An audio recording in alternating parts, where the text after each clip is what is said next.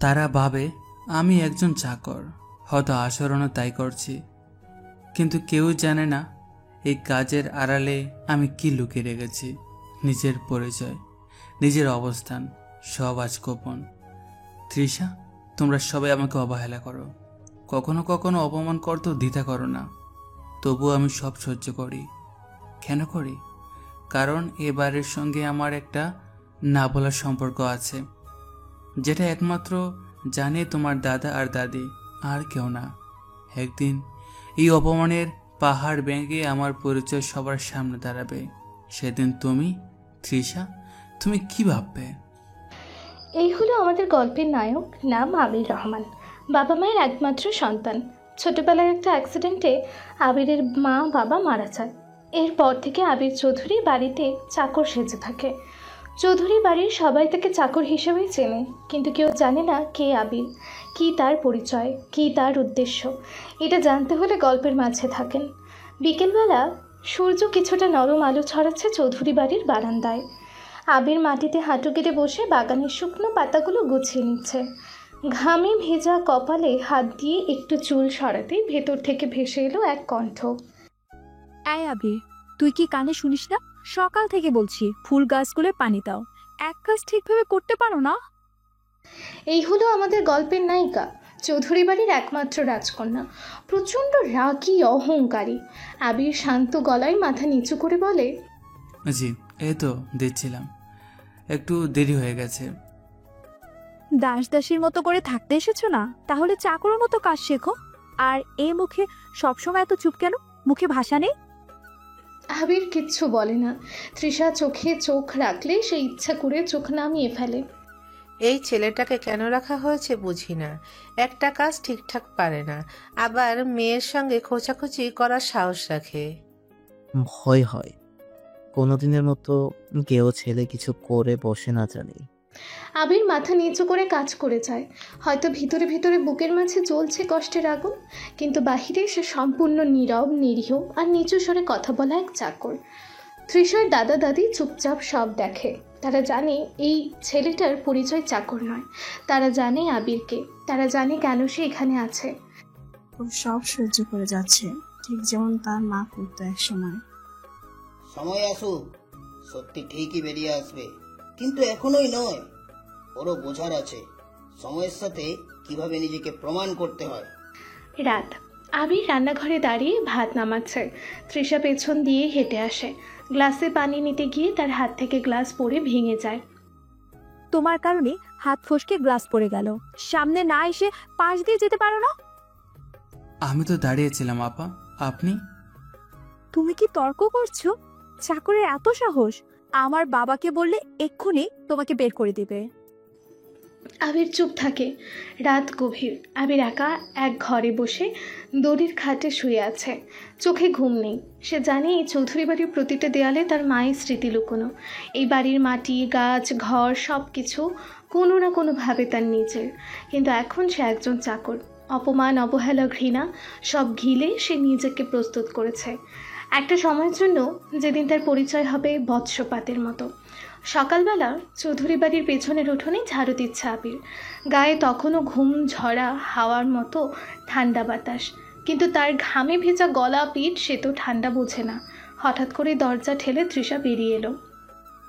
আবার ছাড়া দিচ্ছে? এইসব কাজ বারবার করতে হয় নাকি? মাটিতে পাতা পড়েছিল, তাই ভাবলাম একটু পরিষ্কার করে নেই। হ্যাঁ, একেবারে দায়িত্ববান চাকরের মতো কথা বলিস তুই। তবে এটা মনে রাখ, যতই ভদ্র হও তাতে তোমার জাত বদলায় না। আবির কিচ্ছু বলল না। সে জানে সম্মান কেউ দয়া করে দেয় না, পাওয়ার মতো করে নিতে হয়। দুপুরের দিকে আবির বাড়ির মুরগিগুলোকে খাবার দিচ্ছে। তৃষা তখন পাশের বারান্দায় বসে ফোনে ব্যস্ত। হঠাৎ তার ছোট্ট ভাই রিয়াজ দৌড়ে এসে বলে, আপু আপু, হুমায়ুন ভাই এসেছে। আবার সেই হুমায়ুন ভাই কেন এসেছে? তোকে সারপ্রাইজ দিতে। তৃষা হেসে উঠে দাঁড়ায়। বারান্দায় হেঁটে আসে এক লোক, স্মার্ট, হালকা দাড়ি, চোখে দামি সানগ্লাস। পাশ থেকে কেউ ফিস ফিস করে বলে, এই লোকটা নাকি শহরের নামী কনস্ট্রাকশন কোম্পানির ছেলে। আবির একটা কোণে দাঁড়িয়ে সব দেখে। তৃষা হুমায়ুনের সামনে হাসছে, কথা বলছে, আর হঠাৎই হুমায়ুনের পায়ের কাছে পড়ে যায় এক গ্লাস পানি। তুই কি অন্ধ নাকি? আমার পেছনে পানি ফেলার সাহস কিভাবে হলো? তোমার সাহস বেড়েছে আবির, এইভাবে গ্লাস ফেলা, মানে আমার সম্মান নিয়ে খেলছো তুমি? ভুল হয়েছে, আমি করিনি ইচ্ছে করে। তুই তো চাকর। তৃষা চুপ, তবে তার দাদু পাশেই দাঁড়িয়েছিলেন, চোখে আগুন। হুমায়ুন, ভুলে যেও না তুমি এই বাড়ির অতিথি। তুই চাকর না আবির, তোরা এসব সহ্য করছিস শুধু নিজের বাড়ত্ব দেখানোর জন্য, কিন্তু আমি জানি একদিন সবাইকে চমকে দেবে তুই। সন্ধ্যা। তৃষা একা একা সিঁড়িতে বসে, হাতে মোবাইল, কিন্তু মন অন্য কোথাও। আবিরের মুখটা বারবার মনে পড়ছে। হুমায়ুন যেমন ব্যবহার করলো তাতে কিছুটা হলেও খারাপ লেগেছে তৃষার। আবির তো এমন কিছু করেনি, সে তো সব সময় শান্ত থাকে, তবুও কেন যেন ওকে দেখলে আমার রাগ উঠে। রাত 9টা। তৃষা ঘর থেকে বের হয়ে পেছনের উঠোনে যায়। আবির তখনও কাজ করছে, জল দিয়ে বারান্দা ধুচ্ছে। এই যে শোন। আবির তাকায় না, কাজ করতে থাকে। তোমাকে কিছু জিজ্ঞাসা করব। আবির এবার মুখ তুলে, চোখে ধৈর্য কিন্তু কিছুটা অভিমানও। আজ যা হয়েছে, মানে হুমায়ুনের সাথে, তোমার খারাপ লাগেনি? আপনি তো নিজেই বললেন আমি চাকর, আমার খারাপ লাগা কি কোনো মূল্য রাখে? তৃষা চুপ করে যায়, কথা হারিয়ে ফেলে। ওই ছেলেটার চোখে কষ্ট আছে, কিন্তু সে দেখায় না। সে এমন কেন? একটু পর আবির দাদা দাদির ঘরে চুপ করে বসে। তোমার কষ্টগুলো আমরা বুঝি বাবা, কিন্তু সময় এলে সব ঠিক হয়ে যাবে। আমি জানি দাদি, শুধু সময়টা সহ্য করলেই হবে। এই বাড়ি একদিন তোর নামেই চিনবে, শুধু ধৈর্য রাখ। সকাল 8টা। চৌধুরী বাড়ির সামনে বড়সড় অনুষ্ঠান হবে আজ। তৃষার বাবা রফিক চৌধুরী স্কুলে বার্ষিকী সভা। বাড়ির উঠোনে বড় করে স্টেজ বানানো হচ্ছে। স্থানীয় চেয়ারম্যান, এমপি, স্যার সবাই আসবেন। আবির রাত থেকে কাজ করে চলেছে। স্টেজ বাঁধা, চেয়ার সাজানো, পানির বোতল টানা, অতিথিদের চা নাস্তা, সব কাজের বোঝা যেন একা তার কাঁধে। কিন্তু কেউ ধন্যবাদ তো দেয়াই না, উল্টো রাগারাগি। এই যে আবির, এই দিকের মাইক ঠিক হয়নি কেন এখনো? আজ যদি আমার হাজবেন্ড অপমান হয়, আমি তোকে তাড়িয়েই ছাড়বো। দুঃখিত, আমি করে দিচ্ছি। সব কাজে দেরি, এত অলস হলে চৌধুরী বাড়িতে জায়গা হবে না। আবির চুপ, সে জবাবই দেয় না, চোখে শুধু একটা কথার চাপা অভিমান। তোমাদের জন্যই তো নিজেকে এত নিচে করে রেখেছি। অনুষ্ঠান শুরু, মানুষে গিজগিজ করছে উঠোন। তৃষা নতুন শাড়ি পরে অতিথিদের অভ্যর্থনা জানাচ্ছে। আবির ছায়ার মতো সবার পেছনে কাজ করে যাচ্ছে, কখনো চেয়ার দিচ্ছে, কখনো পানি, কখনো মঞ্চের সাউন্ড চেক করছে। এই সময় ঘটল কাণ্ড। একজন এমপি সাহেবের সামনে রাখা চেয়ারটা পড়ে যায়, আর এমপি সাহেব সামান্য পিছলে পড়ে যান। চেয়ারম্যান চিৎকার করে ওঠেন, এই ঘটনার দায় কে নেবে? অভির, এটা তোর কাজ ছিল। একটা চেয়ার ঠিকভাবে রাখতে পারিস না, আমার সম্মান ধুলোয় মিশিয়ে দিচ্ছিস আজ। চোখের সামনে থেকে সরে যা, একদম গায়ের ছেলে, আমাদের মান সম্মান শেষ করে দিল। তুমি তো আজ সব কিছু সীমা পার করলে। চাকরের মতো থাকো, চাকরের মতো ব্যবহার করো। এমপি সাহেব দাঁড়িয়ে থেকে শুধু বলেন, তোমাদের বাড়ির কাজের ছেলে বেশ শান্ত, ধৈর্যশীল, ওকে এত চেঁচামেচি না করাই ভালো। কিন্তু চৌধুরী পরিবার শোনে না। আবির চোখ নামিয়ে বিনা প্রতিবাদে একপাশে চলে যায়। অনুষ্ঠান শেষ রাতে আবির বারান্দায় চুপচাপ বসে। চোখের সামনে অনুষ্ঠানের অপমান ঘটনা বারবার ভেসে ওঠে। তৃষার দাদা দাদি এসে বসে। সব দেখলাম আজ, মনে হচ্ছে ওরা চোখে ঠুলি বেঁধে রেখেছে। এই ছেলেটা কোন মানসিক শক্তি নিয়ে সব সহ্য করছে সেটা শুধু আমরাই জানি। আবির, আর কত সহ্য করবি বাবা? আরও কিছুদিন দাদি, আমি চাই ওরা নিজেরা আমার ভুলটা বুঝুক। এখন যদি আমি আমার পরিচয় দিই, সেটা প্রতিশোধ হবে, কিন্তু আমি চাই আমার নীরবতা ওদের বিবেককে পোড়াক। তৃষার দাদা দাদি চুপ করে আছে, তারা আর কিছু বলে না। পরদিন সকালে আবির উঠোনে ঘর মোছা শুরু করেছে। তৃষা নিচে এসে দাঁড়ায়, চোখে ক্লান্তি, তবে রাগের ছাপও স্পষ্ট। এত অপদার্থ কেন তুমি? তোমার উপস্থিতি আমার বাবার সম্মান নষ্ট করলো, তবু তুমি চুপ কেন বলো তো? কারণ আমি জানি চুপ থাকা সবসময় দুর্বলতা নয়, কখনো কখনো সেটা হয় শক্তির সবচেয়ে বড় প্রকাশ। দার্শনিক কথা বলার বয়স তোমার হয়নি। চাকর চাকরের মতো থাকো। তৃষা চলে যায়। আবির আবারও মাথা নিচু করে মোছা শুরু করে দেয়। সকাল 10টা। তৃষার বাবা রফিক চৌধুরী বসে আছেন অতিথিদের মাঝে। তাদের সাথে গল্প করছেন দেশের রাজনীতি নিয়ে। ঘরে অতিথি মানে বাড়ির চাকর আবিরের কাজের চাপ আরও বাড়ে। আবির এক হাতে গরম চা, অন্য হাতে বিস্কিট নিয়ে একজনের দিকে এগিয়ে যায়। তার পিছনে পাঞ্জাবিটাও আজ কিছুটা পুরনো, কিন্তু তার চোখ সে পুরনো শান্ত অথচ অভিমানে ভরা চোখ। ঠিক তখন একজন লোক দাঁত বের করে জিজ্ঞেস করলো, এই যে তুমি কি এই বাড়ির চাকর? আবির মাথা নিচু করে হেসে বলে, জি, বলুন কি লাগবে? লোকটা হেসে তার বন্ধুর দিকে ঘাড় ঘুরিয়ে বলল, এই ছেলে খুব চুপচাপ, চোখে কেমন যেন আগুন, দেখবি একদিন কিছু করে বসবে। সঙ্গে সঙ্গে তৃষার মা রুনা চৌধুরী এসে বলেন, এই যে আবির, এখনো রান্নাঘরের কাজ শেষ করনি? গোটা সংসার তোর ঘাড়ে আছে নাকি? জি, চা দিয়ে আমি এখনই যাচ্ছি। তুই শুধু কাজ করিস না, সবসময় চোখে চোখে তাকাস। চাকরের যদি এত অহংকার থাকে তাহলে তো সর্বনাশ। তৃষার রুমে। তৃষা আয়নার সামনে দাঁড়িয়ে চোখে কাজল লাগাচ্ছে। মোবাইলে হুমায়ুনের মেসেজ ভেসে উঠছে, তোমার বাড়ির চাকর ছেলেটা বড় বেশি স্মার্ট হয়ে যাচ্ছে না? তৃষা চোখ কুঁচকে ফোনের স্ক্রিনের দিকে তাকায়। মনের মধ্যে কেমন যেন একটা অস্বস্তি কাজ করে। তৃষা নিচে নেমে দেখে আবির রান্নাঘরে ভাত ঢাকছে। সে চোখ গরম করে বলে, তুমি কি নিজেকে কোনো স্পেশাল কিছু খাবো? মুখ দেখে তো বোঝাই যায় না তুমি কাকে মানো কাকে না। একটা চাকর হয়েও গম্ভীর চেহারা করে ঘোরো কেন? আমি চেষ্টা করি আমার কাজ ঠিকভাবে করতে। ব্যবহার যদি খারাপ লাগে আমি ক্ষমা প্রার্থী। তুমি কে রে? তোর এত সাহস? চাকরের মতো থাকলেই ভালো। দুপুর। তৃষার বাবা রফিক চৌধুরী কয়েকজন প্রভাবশালী লোক নিয়ে বসলেন। আবির তখন ভাত ডাল নিয়ে তাদের খেতে দিচ্ছিল। একজন হঠাৎ বলল, চৌধুরী সাহেব, আপনার চাকর ছেলে তো বেশ শিক্ষিত মনে হচ্ছে। শুদ্ধ বাংলায় কথা বলে, মুখে পরিষ্কার গঠন, আপনার ছেলের মতো তো লাগে। রফিক রেগে উঠে গলা চড়িয়ে বলে ফেললেন, তুই কার ছেলে হোস রে? তোর বাবার নাম কি? সবার সামনে এমন প্রশ্নে চারপাশ থমকে গেল। তৃষা, তার মা, অতিথিরাও অবাক। আবির একটু থমকে যায়। তার দাদু দাদি দূর থেকে দাঁড়িয়ে দেখছে। আমি একজন সাধারণ গরিব মায়ের সন্তান। আমার চেহারা, আমার কথা সবই আমার মায়ের শিক্ষা আর আমার বাবার পরিচয়। সেটা জানার দরকার হয়নি কাউকে, তাই বলেনি। তোর মতো ছেলে এত সাহস কিভাবে আসে রে? তোর অবস্থান বুঝিস না? তুই মনে হয় ভুলে যাচ্ছিস তুই একটা চাকর। তোর জিভ বেশি লম্বা হয়ে গেছে। আজ থেকেই তোর থাকার জায়গা হবে গোয়াল ঘর। গভীর রাত। আবির ছোট্ট একটা কুড়ে ঘরে চুপচাপ বসে।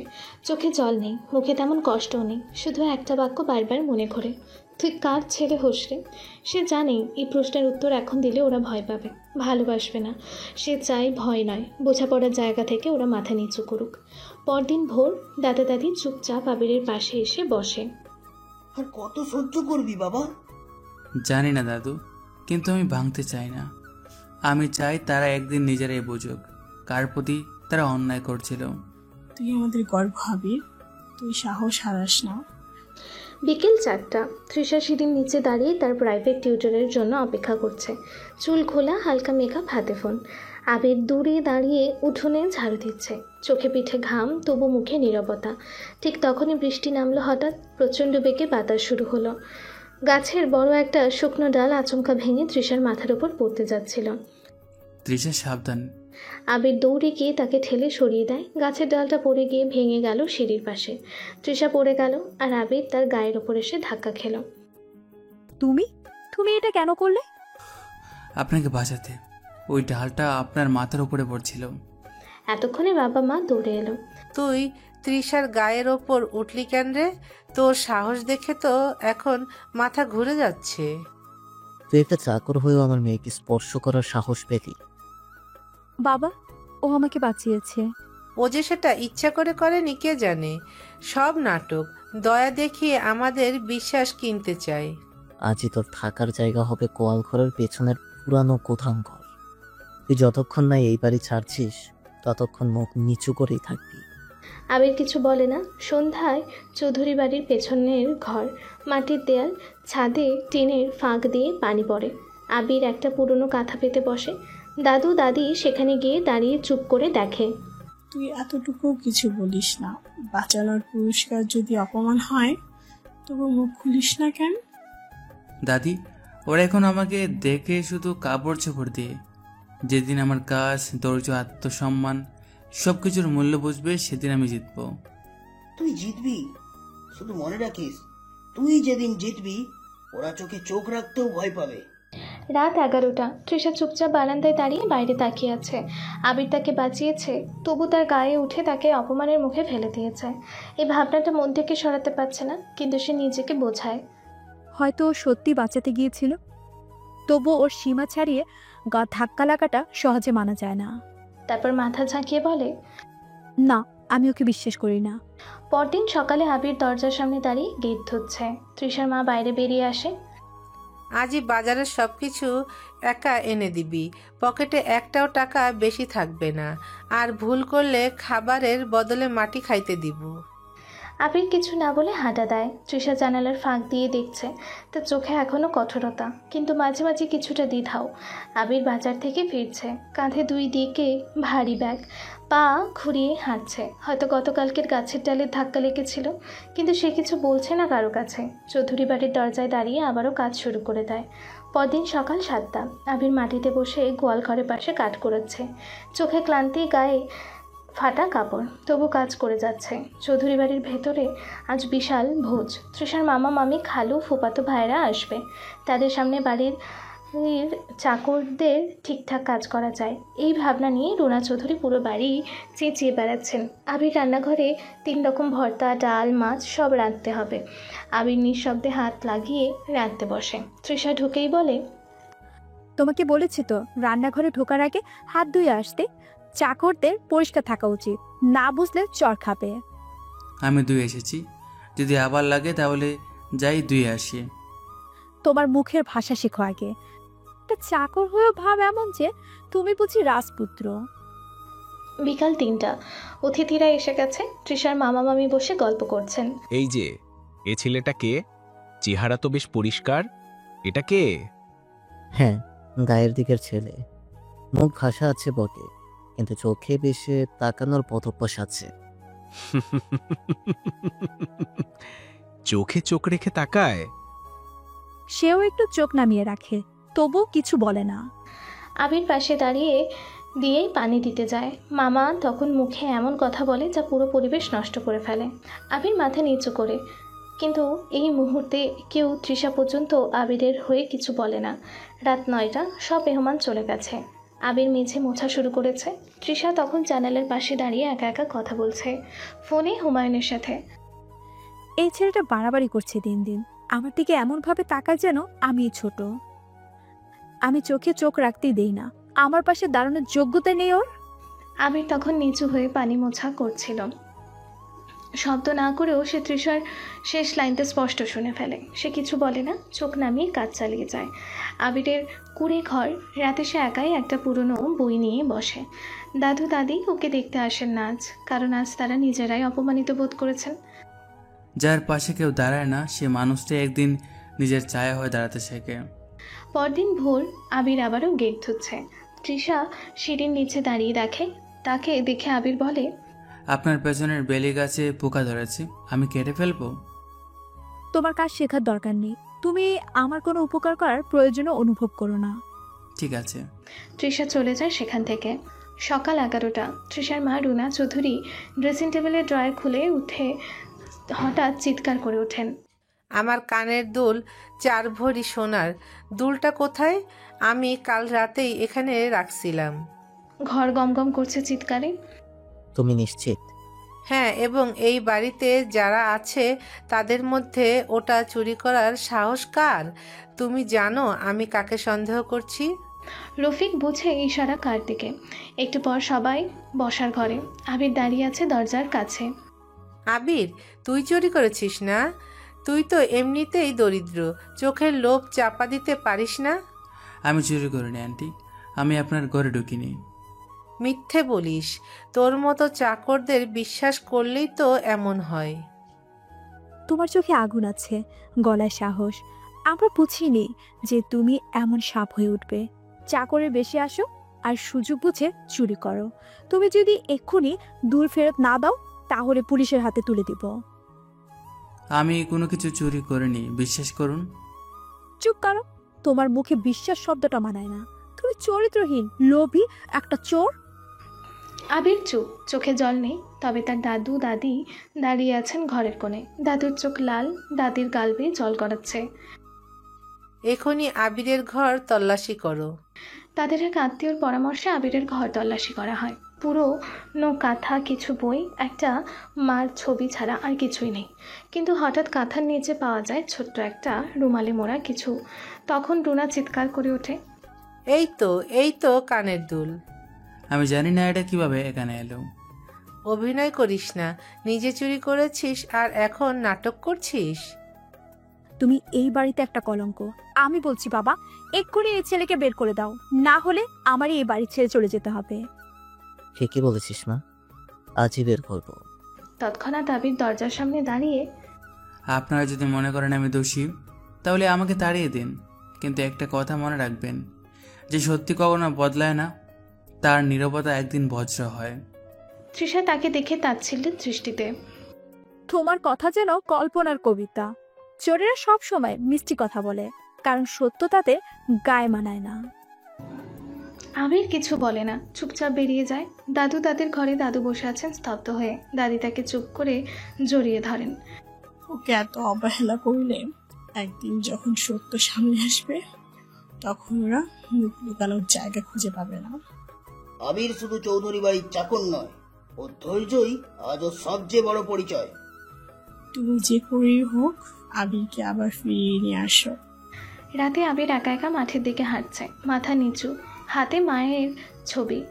মা আজও আমাকে চোর বলল, তবু আমি মুখ খুলিনি, কারণ তুমি শিখিয়েছ যারা আপন তারার সময় হলে বুঝবে কে আপন কে পর। সেই রাত গাঁয়ের দাদু দাদির পুরনো ভিটায় আবির পুরনো পরিত্যক্ত একটা টিন শেড ঘরে আশ্রয় নেয়। কুয়াশা ভেজা রাতে মশা, ঠান্ডা, ক্ষুধা সব একসাথে চেপে বসে। পরদিন সকাল, হঠাৎ তৃষার মায়ের গলার হার উধাও। রুনা চৌধুরী চেঁচিয়ে ওঠে, আমার গলার হার 6 ভরি সোনা, কাল রাতে আলমারিতে রাখছিলাম। সবাই আবিরকে সন্দেহ করছে, কিন্তু আবির তো কালকে চলে গেছে। কাল যাকে বাড়ি থেকে চোর বানিয়ে বের করে দিলাম, সে যদি সত্যি চোর না হয়, হার কোথায় গেল? সন্ধ্যা, হার খুঁজে পাওয়া যায় রান্নাঘরে চালের পাত্রে। দাদি চিৎকার করে ওঠে, এই যে হার তো এখানে, চালের মধ্যে কিভাবে গেল? সবার মুখ থমথমে। তাহলে আবির চুরি করেনি? তবে তার ঘরে তো পাওয়া গিয়েছিল কানের দুল। তখন কি কেউ দেখেছিল কিভাবে সেটা ওর কাঁথার নিচে গেল? তোমাদের কারো হাতে তো সুযোগ ছিল, হয়তো পূর্ণচর দেওয়া কেউ ইচ্ছে করে রেখে এসেছিল। আবির নির্দোষ, তাকে আবার বাড়িতে নিয়ে আসো। পরদিন সকালে দাদু উঠে দাঁড়িয়ে ঘোষণা দেয়, আবিরকে মিথ্যা অপবাদ দিয়ে তাড়িয়ে দেওয়া হয়েছে। ও যদি না ফিরে আসে তাহলে আমি এই বাড়িতে মুখ তুলব না। ও এই বাড়ির নয়, শুধু আমার রক্ত। আব্বা, আপনি এতটা সিরিয়াস আমি বুঝিনি, একটা ভুল হয়ে গেছে। লোক পাঠিয়ে আবিরকে আনা হয়। আবির গায়ের এক বন্ধুর ঘরে বসে বই পড়ছিল। তৃষার মা বাবার পাঠানো লোক এসে বলল, চলো, দাদাজান ডেকে পাঠিয়েছেন, তিনি কিছুই খাচ্ছেন না তোমার অনুপস্থিতিতে। আবির কিছু না বলে মাথা নিচু করে চলে আসে। চৌধুরী বাড়ির ফটকে দাঁড়িয়ে আবারও কাজে যোগ দেয়। তবে এবার সে তৃষার চোখে চোখ রাখে না, মাথা নিচু করে কাজ করে যায়, কিন্তু ভিতরে ভিতরে অনেক শক্ত হয়ে যায়। সকাল 9টা, তৃষার কলেজে আজ ফাংশন। চৌধুরী পরিবার থেকে তার বাবা, মা এবং আবিরও যাচ্ছে, বই, পানির বোতল, টিফিন নিয়ে। তৃষা সেজেছে নতুন সালোয়ার কামিজে, হালকা মেকআপে, একদম রাজকন্যার মতো। চৌধুরী সাহেব গাড়ি নিয়ে রওনা হচ্ছেন। তৃষা রেগে বলে, এই আবির, তুমি আবার এই গাড়িতে চড়তে এসো না, তোমার গায়ে এমন গন্ধ আসে যেন গরুর গোয়াল থেকে উঠে এসেছো। আবির মাথা নিচু করে, আমি পিছনের সিটে বসবো, আপনার কাছে না। এই ছেলে তো আজকাল কথা বলতেও শিখে গেছে, তাকে রাস্তা দিয়ে হাঁটতে পাঠাও, মান সম্মান নষ্ট করবে গাড়িতে উঠলে। চোখে জল চেপে আবির হেঁটে যায়। কলেজের পেছনে রাস্তা ধরে পৌঁছে। কলেজ অনুষ্ঠান স্টেজে মাইকের সমস্যা, হট্টগোল। তৃষার বাবা চিৎকার করে বলে, এই মাইক ঠিক করবে কে? কলেজের এক শিক্ষক বলে, ও আপনার সাথে ছেলেরা আবির না? ও তো ইলেকট্রিক কাজ পারে বলে শুনছি। আবির মাইক ঠিক করতে যাবে? জি, যদি লোকজন দেখে আমি ওর মতো চাকরকে চিনি, তাহলে আমি মাথা তুলতে পারবো না। তবু পরিস্থিতি বাঁচাতে আবির মাইক ঠিক করতে যায়। 10 মিনিটের মধ্যে পুরো সাউন্ড সিস্টেম ঠিক, সবার করতালি। কিন্তু তৃষা দাঁড়িয়ে বলে, করতালি দেওয়া দরকার নেই, একজন চাকর তার কাজটাই করেছে, আর দয়া করে ওর সঙ্গে আমাকে এক ফ্রেমে তুলবেন না। পুরো কলেজ মাঠ স্তব্ধ। আবির এক মুহূর্তের জন্য চোখ তোলে, তারপর আবারও মাথা নিচু করে চলে যায়। সন্ধ্যা। চৌধুরী বাড়ির উঠোনে আবির চুপচাপ বসে, দাদু দাদির মুখেও ভাষা নেই। আজ তোর চোখে একটা আলাদা আগুন দেখলাম আবির। আজ বুঝলাম, অপমান যখন অভ্যাস হয়ে যায় তখন চুপ করে থাকা গর্ব নয়, নীরব প্রতিবাদ। রাতে তৃষা জানালার পাশে দাঁড়িয়ে তার বান্ধবী মেসেজ করে, তোমার ওই কাজের ছেলেটা আজ হিরো হয়ে গেল, সবাই বলেছে স্টেজ বাঁচিয়েছে সে। হিরো না, মেকানিক। আমি তার মুখও দেখতে চাই না। পরদিন সকালে তৃষা বারান্দায় দাঁড়িয়ে দেখে আবির চায়ের কাপ দিচ্ছে দাদুকে। তৃষা নিচে নেমে আসে। তুমি এবার কি নাটক শুরু করেছো? কলেজে আমার নাম জড়ানো বন্ধ করো, না হলে। আমি আপনার কোনো ব্যক্তিগত কাজে আর থাকবো না। আপনি চাইলে আমাকে পুরো বাড়ির কাজ থেকে সরিয়ে দিতে পারেন, তবে আমি আর আপনার সামনে পড়ব না। তুমি কি নিজের সীমা ভুলে যাচ্ছ? আমি প্রতিদিন নিজের সীমা চোখে আঙ্গুল দিয়ে দেখতে পাচ্ছি, আর আপনি প্রতিদিন সেই সীমা ছাপিয়ে আমাকে কষ্ট দিচ্ছেন। তবে আমি কষ্ট পেতে পেতে শক্ত হয়ে গেছে আপা। তৃষা অবাক হয়ে চুপ করে যায়। এই প্রথম আবির চোখে চোখ রেখে কথা বলছে। রুনা চৌধুরী রাগে বলে, তুই এখন চোখে চোখে তাকাস? তোর সাহস কবে এত বেড়ে গেল রে? মানুষ যখন প্রতিদিন মরে তখন সাহস নিজে থেকে জন্ম নেয় আন্টি। আবির চলে যায়। দাদু দাদি জানালার পাশে দাঁড়িয়ে কাঁপা কাঁপা গলায় বলে, যেদিন এই বাড়ির মানুষ জানবে ওকে, সেদিন এই বাতাস ওর পায়ে লুটিয়ে পড়বে। সকাল 11টা। তৃষার বান্ধবীর বাসায় দাওয়াত। তৃষা বেরোচ্ছে দাওয়াত যেতে। মা বলে, আবির, তৃষার পেছনে পেছনে যাও, বাসায় না ফেরা পর্যন্ত চোখে চোখে রেখে পাহারা দেবে। আমার সঙ্গে ওই ছেলেটা যাবে না, চাকররা পাশে থাকলে লোক হাসে। চুপ কর, লোক দেখানোর বয়স হলে দায়িত্বও বুঝে নে। তৃষা ঠুকঠাক করে রেগে চলে যায়। পেছনে আবিরও হাঁটছে। দাওয়াতের জায়গায় তৃষা তার বান্ধবীদের সঙ্গে ব্যস্ত। আবির একটু দূরে দাঁড়িয়ে সব নজর রাখছে। এমন সময় রাস্তার পাশ দিয়ে 2টা বাইকে করে 2জন বখাটে ছেলে আসে। তারা তৃষাকে দেখে সিটি দেয়। এই মিষ্টি আপু, নম্বর দাও তো। এই ভাই, চাকর নাকি প্রেমিক? মুখ ঘুরাও তো, আপুর সঙ্গে আমরা একটু কথা বলি। তৃষা ভয় পায়। কিছু বলার আগেই আবির এগিয়ে আসে। ওর দিকে তাকানো বন্ধ করো, নয়তো বাইকের চাকা গলায় গুঁজে দেব। বখাটেরা হেসে হঠাৎ এগিয়ে আসে। তুই কে রে? সাহস তো দেখাচ্ছিস, এখন দেখ। একজন ছুরি বের করে। হঠাৎ মারামারি শুরু। আবির ছেলেটার হাত চেপে ধরে ছুরি ফেলে দেয়। অন্যজন বাইক থেকে নেমে পেছন থেকে ঘুষি মারলে আবির মাটিতে পড়ে যায়। তৃষা চিৎকার করে, আবির আবারও উঠে দাঁড়িয়ে একে একে 2জনকেই পেটায়। শেষে পুলিশ আসে, বখাটেতে ধরে নিয়ে যায়। তৃষার ভিতর একটু থেমে যায়। সে 2 সেকেন্ড আবিরের চোখে চোখ রাখে। একটা মুহূর্ত চুপচাপ। আবিরের কপাল থেকে রক্ত ঝরছে, কিন্তু পরক্ষণেই রূপ বদলায় তৃষা। তুমি মারামারি না করলে ছেলেরা চলে যেত, তোমার জন্যই পুলিশ পর্যন্ত আসলো। আপনার জন্যই তো খরলাম। তুমি কে? হ্যাঁ, আমার জন্য কিছু কর? তোমার দায়িত্ব শুধু পেছনে হাঁটা, নাটক করতে এসো না। চৌধুরী বাড়িতে ফেরে না রুনা। চৌধুরী রেগে যায়। তুমি মারামারি করলে? যদি নাম হয় আমাদের পরিবারের সাথে, এই কারণেই চাকরদের সামনে পাঠানো ঠিক না। আবিরকে আমরা একটু বেশি গুরুত্ব দিচ্ছি মনে হয়। আবির চুপ। দাদু কিছু বলবে, তৃষা থামিয়ে দেয়। আজ যদি কোনো মামলা হতো সেটা আমাকেই পড়তো।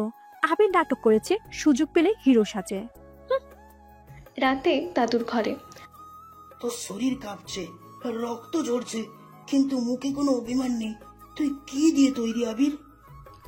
ভালোবাসা দিলে গর্ব আসে, অপমান দিলে নীরবতা। আমি নীরব হয়ে থাকতে শিখেছি দাদুভাই। পরদিন সকালে তৃষা আবিরের সামনে এসে বলে, তোমার চোখে চোখ রাখলে কেন জানি একরকম ভয় পাই, তুমি যেন কিছু লুকাও। আপনার ভয়টা একদিন গর্ব হয়ে যাবে, তখন আমার চোখে আপনি নিজেকে খুঁজবেন। তৃষা হতবাক হয়ে যায়, কিন্তু আবারও মুখ ঘুরিয়ে চলে যায়। বিকেলে চৌধুরী বাড়ির বৈঠকখানা। তৃষা চুপচাপ বসে আছে। একটা পরিকল্পনা মাথায় ঘুরছে। তার বান্ধবী সাইমা ফোনে বলেছিল, তুই তো বলেছিলি সেই আবির ছেলেটা কাজের মতো না, তাহলে এতবার ওর কাছ থেকে বাঁচলি কেন? তৃষা কিছু বলে না, কিন্তু নিজের মধ্যে রাগ জমে আছে। ওই ছেলেটা হিরো সেজে বেড়াচ্ছে, এবার এমন কিছু করতে হবে যাতে ওর আসল রূপ বের হয়ে আসে, আর পরিবারও বুঝে ও কতটা ভয়ঙ্কর। পরদিন দুপুর তৃষা একা দাদির ঘরে গিয়ে একটা দামি পারফিউম আলমারির নিচে লুকিয়ে রাখে। তারপর আবিরকে ডাকে। দাদুর ঘর পরিষ্কার করো, মেঝেতে ধুলো জমে গেছে, সব নিজে করো। আবির মাথা নিচু করে কাজ শুরু করে, চুপচাপ সব মুছে দেয়, কিছু ছোঁয় না। তৃষা বাইরে গিয়ে চিৎকার দিয়ে বলে, আমার পারফিউম দাদির ঘরে ছিল, আজ সকালে আমি নিজ হাতে রেখেছি, এখন নেই। আবির ছাড়া এই ঘরে আর কেউ যায়নি। সবাই জড়ো হয়, রফিক, রুনা, তৃষা, দাদি, দাদু সবাই এসে হাজির। আবির মাথা নিচু করে দাঁড়িয়ে, তুই আবার? তোর সাহস তো দেখে আগের চেয়ে বেড়েছে। আবির, এবার ছাড়বো না, পুলিশ ডাকবো। তুমি যদি এক্ষুনি স্বীকার না করো, তাহলে আমার রুমে ঢুকলে আমি চিৎকার করে বলবো তুমি আমার সঙ্গে খারাপ ব্যবহার করতে এসেছো। তৃষা আবিরের পাশে গিয়ে আস্তে করে বলল, আপনি কি বলছেন? আমি তো। তুমি ভয় পাও? ভয় পেলে সত্যি বলো, পারফিউম কোথায়? হঠাৎ রান্নাঘরের কাজের মেয়ে সালেহা এগিয়ে এসে বললে, ম্যাডাম, পারফিউমটা আমি নিজেই রেখেছিলাম, ভুল করে রান্নাঘরের ফ্রিজে। তৃষা থমকে যায়, মাথা নিচু করে, সবার চোখ তার দিকে। তুই আমাদেরকে মিথ্যা নাটকে চড়াতি। আবিরকে বললে ও তো কি কিছু করেছিল? একটা ছেলে যদি মুখ না তোলে, তার মানে সে দোষী, এটা ভাবলি তুই? দাদু গর্জে ওঠে, এটাই কি তোমার শিক্ষা তৃষা? একটা ছেলেকে মানুষ হিসাবে না দেখে শুধু চাকর বলে অপমান করলে? ওর যদি মুখ থাকতো অনেক আগেই মুখ খুলে দিত। আবির চুপচাপ দাঁড়িয়ে, তৃষা একটাও কথা বলতে পারছে না। সবাই যখন তেড়ে আসছে তখন দাদু বলে, থেমে যাও, আজকের পর কেউ আবিরকে চাকর বলবে না, কারণ সে আমাদের ভুল ধরিয়ে দিয়েছে নিজের মুখ না খুলেই। তৃষা চুপচাপ, ভেতরে কাঁপছে। নিজেকে আয়নায় দেখলে এখন সে আর গর্বিত চৌধুরী কন্যা মনে হয় না, বরং একজন ভুল করা অহংকারী মেয়ে। রাত দাদির ঘরে দাদি আবিরকে বলল, তুই চাইলে এখনই সত্যি বলে দিতে পারিস তুই কে, আজই সব মুখ বন্ধ হয়ে যাবে। আবির শান্তভাবে, না দাদিভাই, আরও অনেক অপমান বাকি আছে, আরও অনেক সত্য মুখে পড়বে। আমি চাই যখন তারা আমার সামনে দাঁড়াবে মাথা নিচু হয়ে দাঁড়াক, আর তখন যেন আমি চোখ নামিয়ে না থাকি।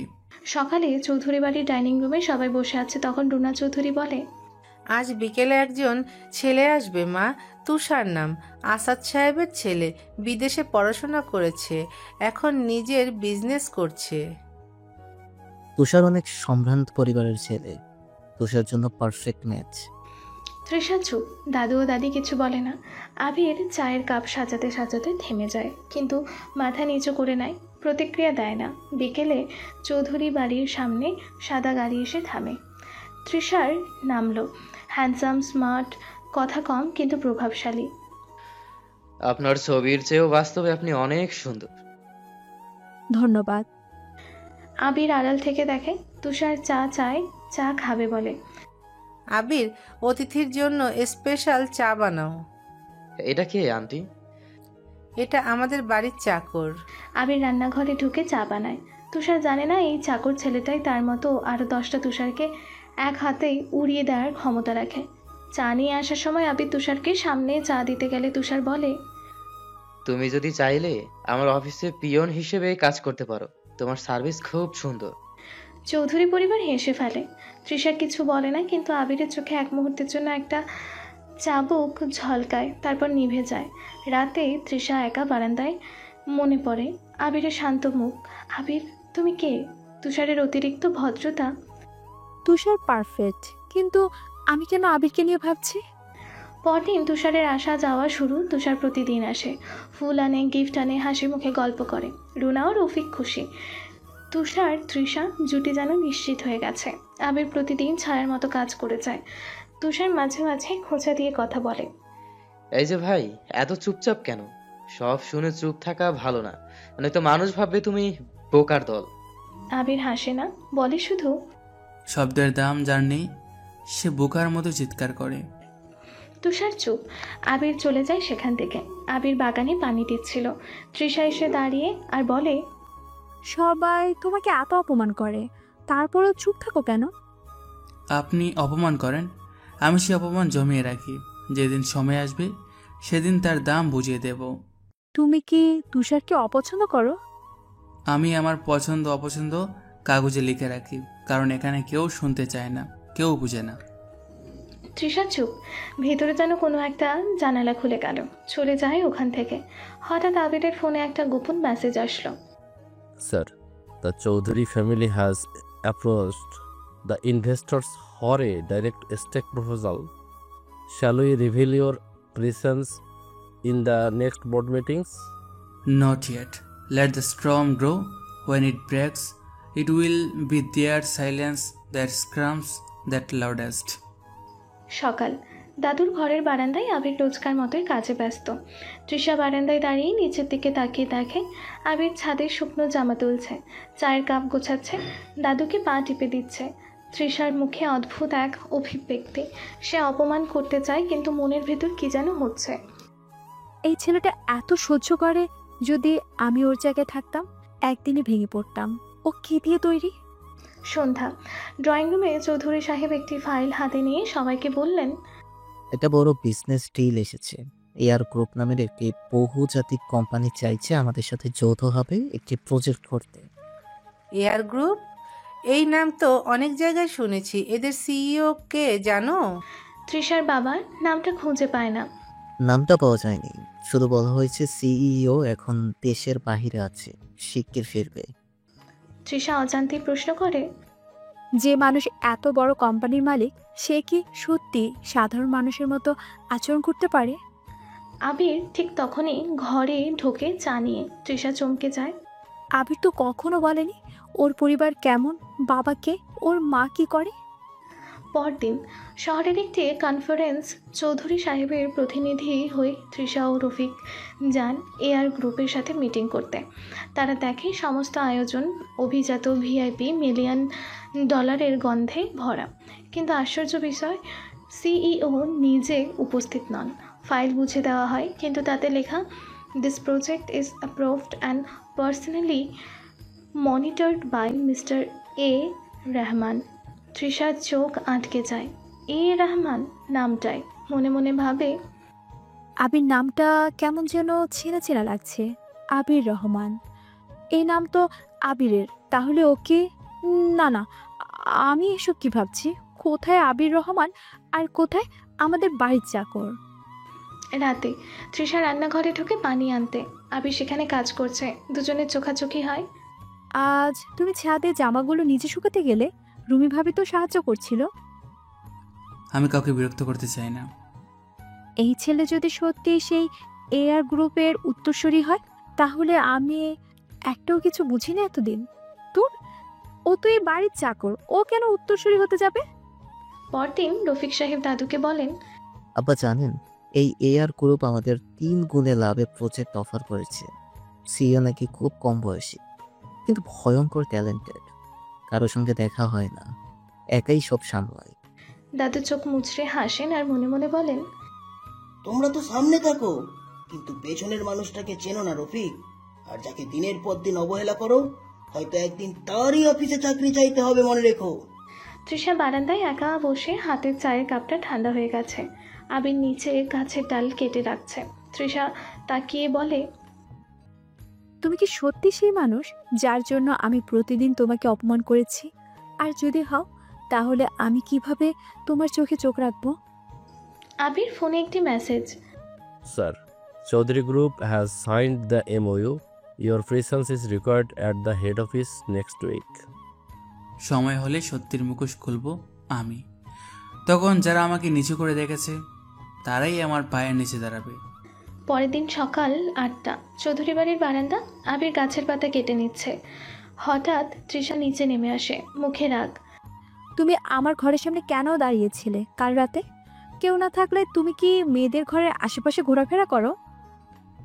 আপনার ঘরের কাছে যায়নি, দাদি ডেকেছিলেন, ওখান দিয়ে যাওয়া হচ্ছিলাম।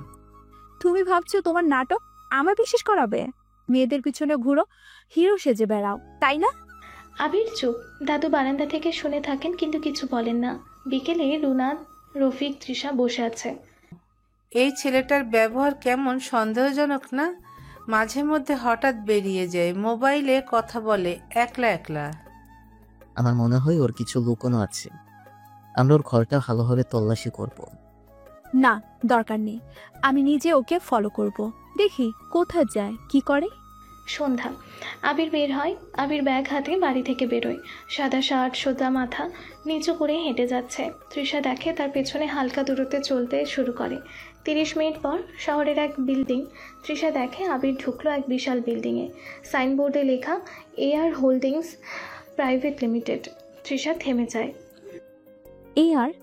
এই নামটা কোথায় যেন শুনেছি। আর এই বিল্ডিং তো আমাদের ডিলের অফিস না? আবির এখানে কি করছে? তৃষা একটু এগিয়ে গিয়ে দেখে এক গার্ড আবিরকে দেখে বলে, স্যার আসছেন, দরজা খুলে। আবির ভেতরে ঢুকে গেল। তৃষার চোখ বড় হয়ে যায়। আবির ঢুকে গেল ভেতরে, কিন্তু সে দেখল না তৃষা দেখে ফেলেছে।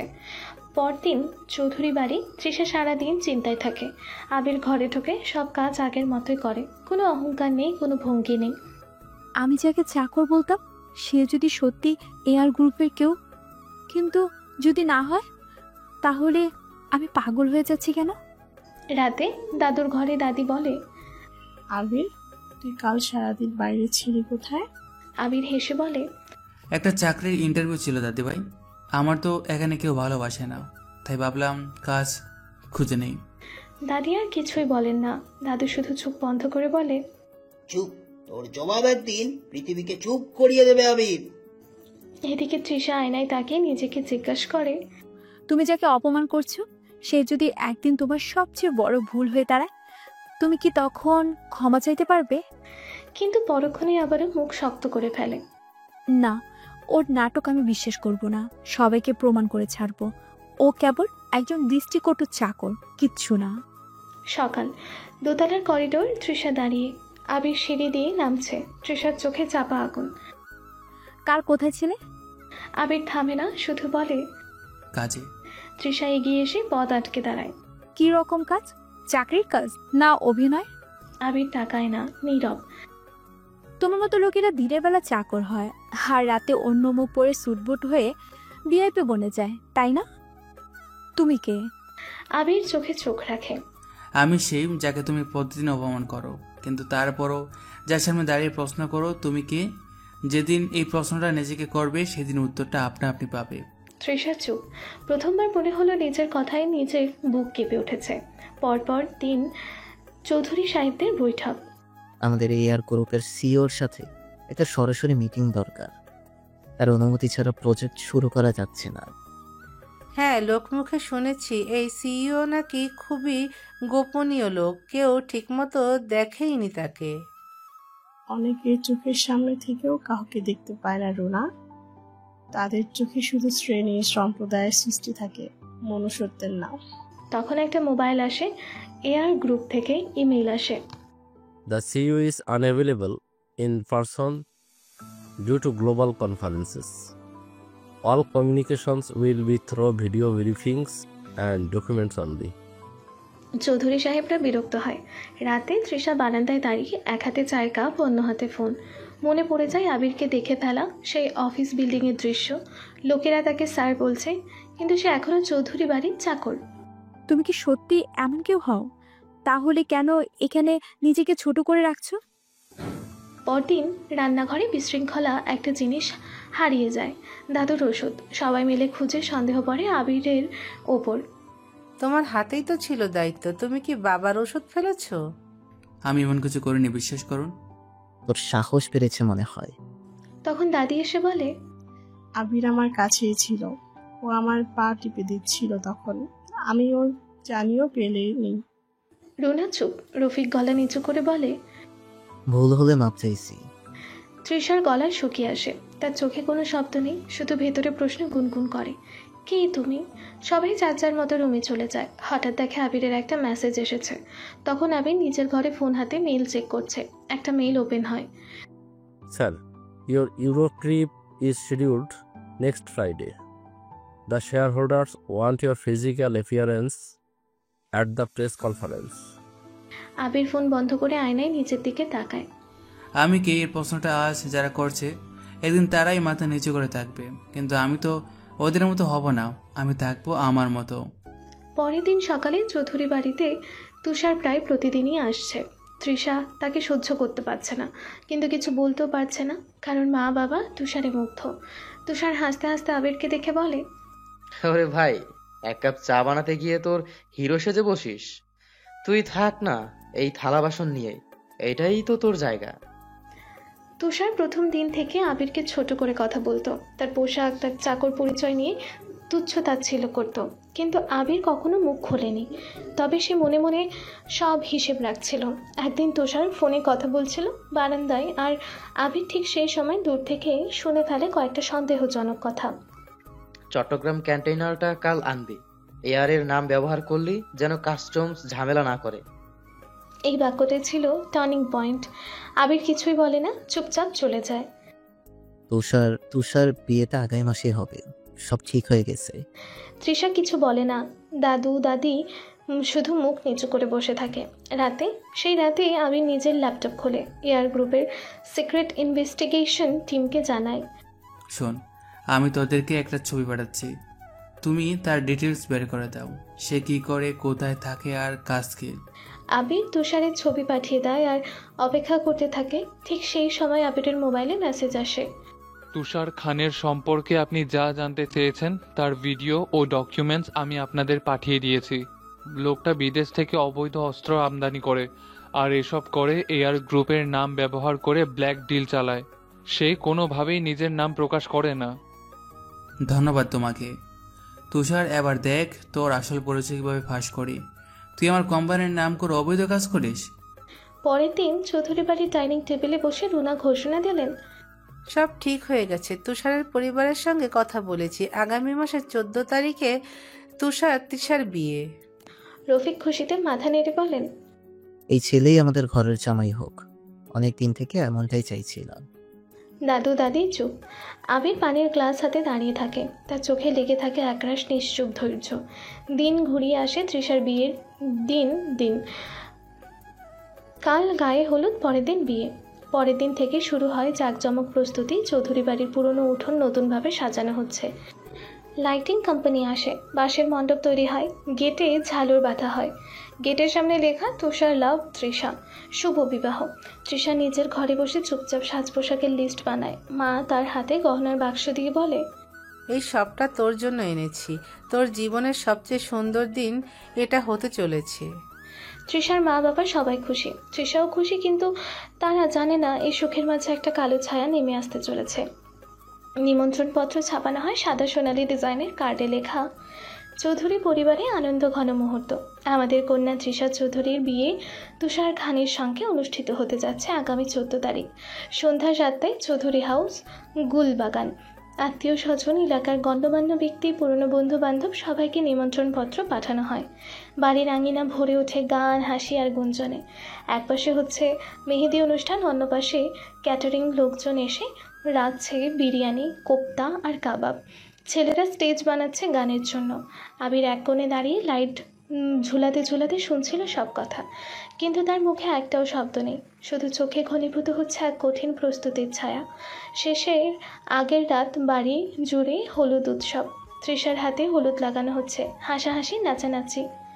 আবির তখন চুপচাপ বারান্দায় দাঁড়িয়ে থাকে, পকেটে হাত, চোখে অন্ধকারের দিকে তাকিয়ে। আর তখনই ফোনে একটা গোপন মেসেজ আসে, রেডি, টুমরো হি ফলস। ভিডিও, প্রমাণ, চ্যানেলের কপি সব গোপনে পুলিশের স্মার্ট সাইবারে ইউনিটে পাঠায়। আবির নিজের নাম গোপন রাখে বলে কাল ওকে ধরতে পারবেন, কারণ ও তখন সবার সামনে থাকবে। বিয়ের দিন প্যান্ডেল ভর্তি অতিথি। তুষার সেজে বসে আছে বর হিসেবে, তৃষা বউয়ের সাজে বসে আছে মন মরা হয়ে। ঠিক তখনই পুলিশের গাড়ির হুইসেল। দুইজন অফিসার এসে বলে, mister Tushar Khan, you are under arrest for international arms trafficking. We have warrants and proof. You have the right to remain silent. সব অতিথি দাঁড়িয়ে পড়ে, আত্মীয়রা চমকে ওঠে। মিথ্যে, আমি কিছুই করিনি, এটা কার চক্রান্ত? কিন্তু পুলিশ প্রমাণ দেখায়, ভিডিও, ডকুমেন্টস সব রয়েছে। কি বলছেন আপনি? আজ আমার বিয়ে, এই কাজটা কে করেছে? আমি নির্দোষ। যার নামেই তুমি ঢুকেছিলে সেই এয়ার গ্রুপের মালিকই আমাদের সব কিছু জানিয়েছে। পুলিশ তখন তুষারকে ধরে নিয়ে যায়। চৌধুরী পরিবার স্তব্ধ। রুনা কাঁদতে কাঁদতে বসে পড়ে। রফিক মাথা ধরে বসে থাকে। তৃষা নিজের কানকে বিশ্বাস করতে পারছে না, তুষার এত বড় একটা কাজ করেছে। তখন দাদু এগিয়ে এসে আবিরের হাত ধরে। তুই চল, আমি তোকে আমার নাতনির বর হিসাবে দেখেছি বহু আগেই, আজ সেটা সত্যি করব। সবাই চুপ। আবির কিছু বলে না, মাথা নিচু করে দাঁড়িয়ে থাকে। দাদু তাকে নিয়ে তৃষার পাশে বসায়। তখন পরিবারের কারো সাহস হয় না তৃষার দাদুর ওপর কথা বলার। তৃষা ও আবিরের বিয়ে হয়ে যায়, খুব সাদামাটা। কিন্তু ঠিক বিয়ের পরেই রুনা দাঁড়িয়ে বলে, এই বিয়েটা আমরা মানি না। তুই একটা চাকর, তুই কেমন করে আমার মেয়ের বর হবি? তোর আসল পরিচয় কি? তুই নিজের লাভের জন্যই তুষারকে ধরিয়ে দিলি, তাই না? তৃষা তাকিয়ে থাকে, একবার আবিরের দিকে, একবার নিজের মায়ের দিকে। তার চোখে জল, ঠোঁটে শব্দ, কিন্তু কোনো শব্দ করে না। চৌধুরী বাড়ির উঠোনে তখন অতিথিদের পায়ের শব্দ। ফুল ছড়ানো কাঁচা রাস্তা দিয়ে বরকনেকে ঘরে নিয়ে আসা হয়, কিন্তু কেউ খুশি নয়। তৃষা শুধু মাথা নিচু করে দাঁড়িয়েছিল। আর আবির, তার চোখে যেন কোনো আশা নেই, কেবল এক শূন্যতা। রাত 11টা। তৃষা রুমে ঢুকেই বলে, তুমি এখানে দাঁড়িয়ে আছো কেন? এই ঘরে তোমার থাকার দরকার নেই। তুমি শুধু চাকর ছিলে, আর তাই থাকবে। এই বিয়েটা জোর করে হয়েছে, মেনে নিতে পারবো না। আবির নিচু গলায় বলে, তুমি যেভাবে চাইবে আমি সেভাবেই থাকবো। তোমার কষ্ট হোক সেটা আমি চাই না। তুমি তো চাওই না, তাই তো বিয়ের নাটক করে পুরো পরিবারকে মুখ নিচু করিয়ে দিলে। সবাই এখন হাসছে আমাদের নিয়ে। আবির কিছু বলে না, চুপচাপ দরজা খুলে ঘর ছেড়ে বেরিয়ে যায়। তৃষার মা পরদিন সকালে, এই ছেলেকে এখনই বাড়ির ভেতর থেকে বের করে দিতে পারলে ভালো হয়। আব্বা না থাকলে 1 মিনিটও টিকতে দিতাম না ওকে। আমাদের মেয়েকে বিয়ে করেছে, তুষারের বদলে এই খ্যাত চাকরটা এখন আমাদের জামাই। তাদের কথা আবির পাশের ঘরে থেকে শুনে ফেলে, কিন্তু তার মুখে কোনো প্রতিক্রিয়া নেই। সে শুধু বারান্দার কোণে বসে জানালার বাইরে তাকিয়ে থাকে, আকাশের দিকে, যেন অপেক্ষা করছে কোনো ঝড়ের। তৃষার রুম। তৃষা এখনো মানতে পারছে না তার বর সেই ছেলে যার দিকে তাকাতেই তার গা জ্বলে যেত। সে আলাদা রুমে ঘুমায়। আবির, কে তুমি? তুমি তো দূরের কথা, তুই বললেও ঘৃণা করে। তোর সাহস কিভাবে হলো আমাকে বিয়ে করার? কোনো একদিন তোর আসল মুখ আমি সবাইকে দেখিয়ে দিব। আমার কোনো মুখ নেই তৃষা, তুমি যেটা দেখো সেটাই আমি। তোমার চোখে যেমন চাকর আমি তাই। তাদের দৃষ্টিতে আবির এখনও সে আগের চাকরি। বিয়েটা তারা মেনেও নেয়নি। তাদের মনে প্রশ্ন, এই ছেলেটাকে কিভাবে এত সাহস পেল? কিন্তু তারা জানে না এই ছেলেটার আসল পরিচয় একদিন তাদের পায়ের নিচের জমি কাঁপিয়ে দেবে। তৃষার দাদু দাদি তারা শুধু তাকিয়ে থাকে আবিরের চোখের দিকে। সব জানে কিন্তু কিছু বলে না। দাদু একদিন শুধু বলেছিল, আবির, সময় আসবে, তুই মুখ খুললে এই বাড়ির দেওয়াল কাঁপবে, কিন্তু এখন ওই সময় না। আবির মাথা নিচু করে বলে, আমি সব সহ্য করব, তাদের ভালোবাসা চিনে নিতে চাই না। আমি প্রমাণ করতে চাই আমি শুধু একটা নাম না, আমি একজন মানুষ যাকে ভালোবাসা দিয়ে নয় সম্মান দিয়ে চিনতে হবে। বিয়ের 1 সপ্তাহ কেটে গেছে। তৃষা এখনো কথা বলে না আবিরের সাথে। আলাদা ঘর, আলাদা ব্যবহার, সবই চলছে আগের মতো। চৌধুরী বাড়িতে কেউ এখনো এই বিয়েকে মেনে নেয়নি, শুধু দাদা দাদি মেনে নিয়েছে।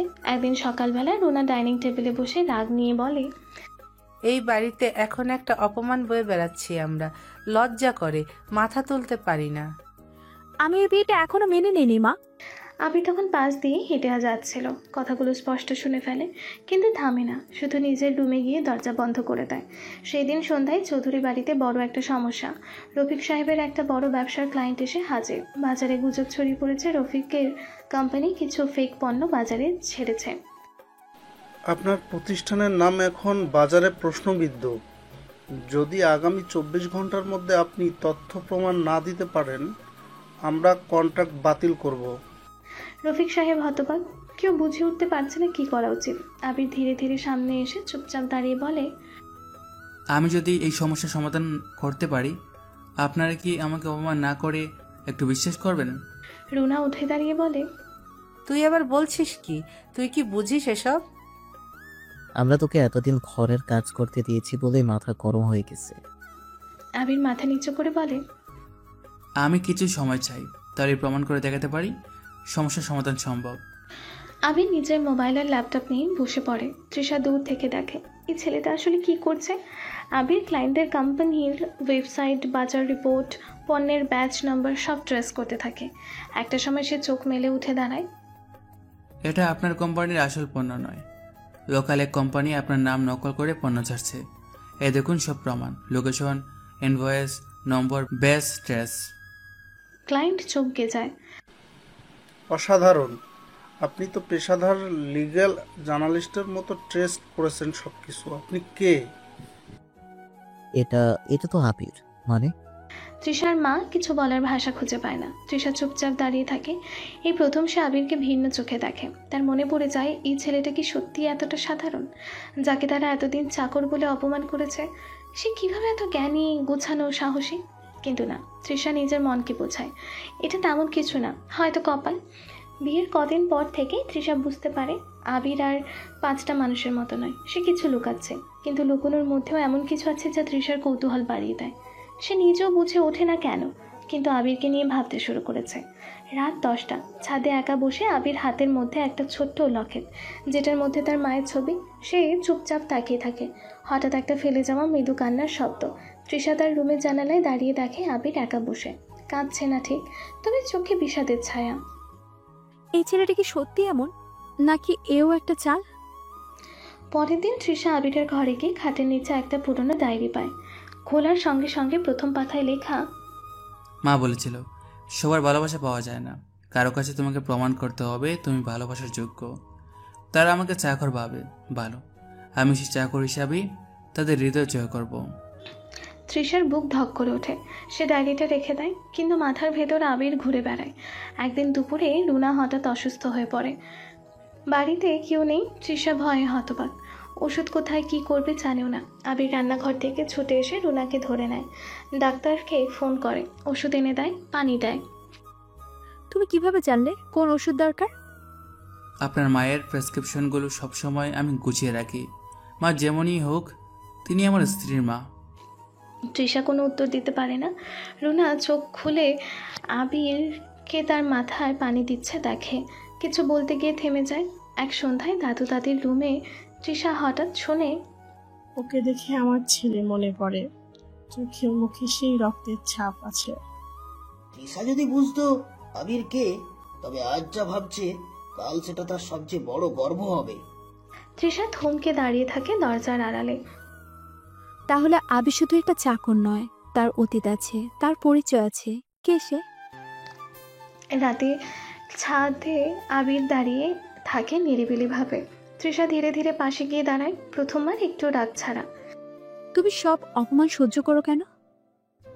কারণ আমি কাউকে হারাতে চাই না, বিশেষ করে যাকে ভালোবাসি। তৃষা চমকে যায়, তবে কিছু বলে না। শুধু সেদিন সে আর ঘৃণা নিয়ে ঘরে ফেরে না।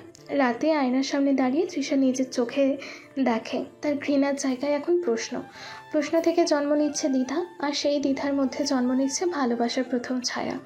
চৌধুরী বাড়ির 2য় তলার শেষ ঘরটা এখন আবির তৃষার রুম, কিন্তু ঘর এখনও জীবনের দূরত্বটা যেন শত আলোকবর্ষ। তৃষা শোবার ঘরের ডান দিকে বিছানায় ঘুমায়, আর আবির সোজা মাথা নিচু করে বাঁ দিকে সোফায়। একটাও শব্দ হয় না, শুধু নিঃশ্বাসের শব্দ শুনে রাত কেটে যায়। রাত 1:45। তৃষার ঘুম ভেঙে যায়। সে ঘাড় ঘুরিয়ে দেখে আবির জানালার পাশে দাঁড়িয়ে চুপচাপ আকাশের দিকে তাকিয়ে, চোখে অদ্ভুত এক অভিমানী নীরবতা। তৃষা চুপচাপ তাকিয়ে থাকে কিছুক্ষণ। সে সারাদিন কিছু বলে না। এই নীরবতা কি তার সত্যি, নাকি তার কষ্ট? সকালে ব্রেকফাস্ট টেবিলে রুনা প্রতিদিনের মতো কটাক্ষ করে বলে, তৃষা, তুই কপাল খারাপ করে ফেললি। তুষার থাকলে এখন তুই রাজপ্রাসাদে থাকতি, আর এখন দেখ এই ছেলেটা তোর স্বামী। তৃষা মুখ নিচু করে চুপ করে থাকে। হঠাৎ রফিক বলে, এই ছেলেটা আমাদের পুরো বাড়ি দেখভাল করে ফেলেছে, এখন চুপচাপ কেমন জানি বদলে গেছে। রুনা বিরক্ত হয়ে বলে, ও বদলায়নি, নাটক করছে, শুধু সময়ের অপেক্ষা, তারপর সবকিছু বের হবে। আবির পাশে দাঁড়িয়ে সব কথা শুনে চুপচাপ একটা থালা নিয়ে গায়ে পড়ে না গিয়ে চলে যায়। রাতে রুমে তৃষা ও আবির। তৃষা বিছানায় শুয়ে আছে, আবির সোফায়। তুমি কি রাগ করো? মানে? এসব অপমান, ঘৃণা তোমার কি খারাপ লাগে না? আমি মানুষ হিসেবে অপমান পাই, তবে স্বামী হিসেবে তোমার পাশে থাকি। এটা আমার দায়িত্ব। তোমার ঘৃণার চেয়েও আমার দায়িত্ব বড়। তৃষা কোনো উত্তর দেয় না। সে মুখ ঘুরিয়ে জানালার দিকে তাকায়। তার চোখে কিছু অস্পষ্ট ভেজা ছায়া। তৃষার দাদি হঠাৎ অসুস্থ হয়ে পড়ে। বাড়ির সবাই অস্থির। রাত 11টা। কেউ বুঝতে পারছে না কি করবে। আবির নিজের পরিচয় না দিয়ে পুরনো এক পরিচিত প্রাইভেট হাসপাতালের নাম বলে ফোন করে 10 মিনিটের মধ্যে অ্যাম্বুলেন্স চলে আসে। দাদিকে ভর্তি করা হয়। সব ওষুধ পেপার আগেই রেডি। রফিক আর রুনা চমকে যায়। তুই এইসব করলি কিভাবে? আমি চুপচাপ থাকতে পারি, কিন্তু অসহায় কাউকে দেখেও চুপ থাকতে পারি না। রাতে ঘরে ফিরে তৃষা দরজা বন্ধ করে চুপচাপ বিছানায় বসে। তার সামনে আবিরের লজেন্স আর পানি রেখে যাওয়া গ্লাস পড়ে থাকে। আবির এনেছিল তৃষার জন্য। এই ছেলেটা কেন এমন? নিজেকে জিজ্ঞেস করে। এই ছেলেটার আসল পরিচয়টা কি, যদি জানতে পারতাম। তৃষা উঠে এসে ধীরে ধীরে সোফার পাশে দাঁড়ায়। আবির গভীর ঘুমে। তৃষা তার দিকে তাকিয়ে বলে, আমি জানি তুমি যেমন দেখাও তেমন নও। তোমার মধ্যে কিছু আছে। আমি বের করব তোমাকে। তুমি কে? বাড়িতে এখন আবির অনেক দায়িত্ব নিচ্ছে। অর্থনৈতিক, সামাজিক সব সমস্যায় সে পাশে থাকে। রফিক ও রুনা মুখে কিছু না বলে মনে মনে একটু হলেও ধন্দে পড়ে গেছে। এই ছেলেটাকে যে কিনা এক কথায় ডাক্তার, পুলিশ, ব্যবসায় সব সামলে নিচ্ছে, কিন্তু একমাত্র তৃষা, তার মনে কেবল একটাই প্রশ্ন জন্ম নিচ্ছে, আবির তুমি কে? একদিন বিকেলে তৃষা একা ঘরে। আবির বাইরে গিয়েছিল বাজারে। তৃষা তার রুম গোছাতে গিয়ে একটা পুরনো ব্যাগ দেখে। ভেতর একটা ফাইল। চোখ আটকে যায় এয়ার গ্রুপ নামক এক কোম্পানির লেটার হেডে। একটা বিজনেস ম্যাগাজিনের কভার পেজ। সেখানে এক বিশাল বিজনেসম্যানের ছবি।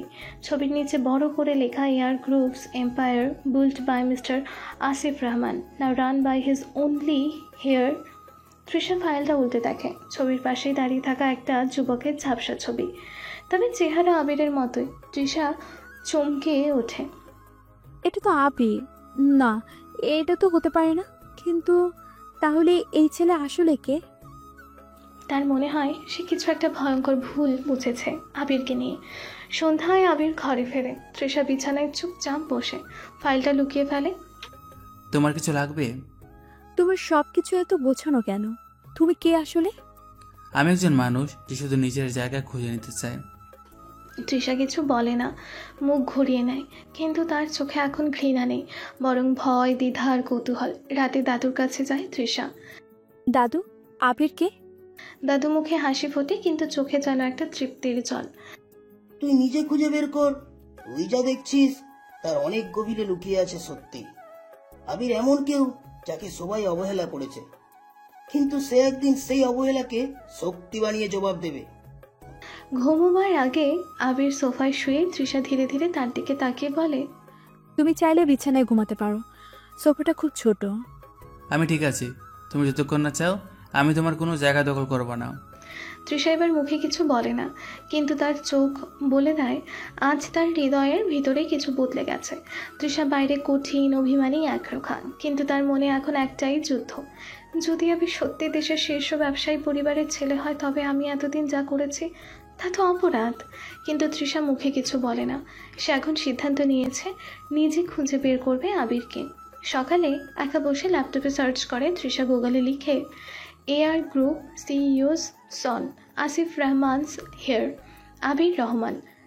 একটার পর একটা নিউজ আসতে থাকে।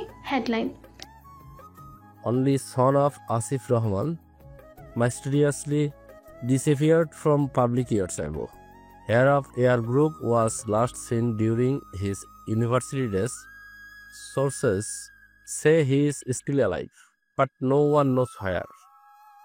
তৃষার চোখে একটাই ছবি আটকে যায়, আবির রহমান। একই চোখ, একই মুখের ছায়া, শুধু গালে একটু দাড়ি।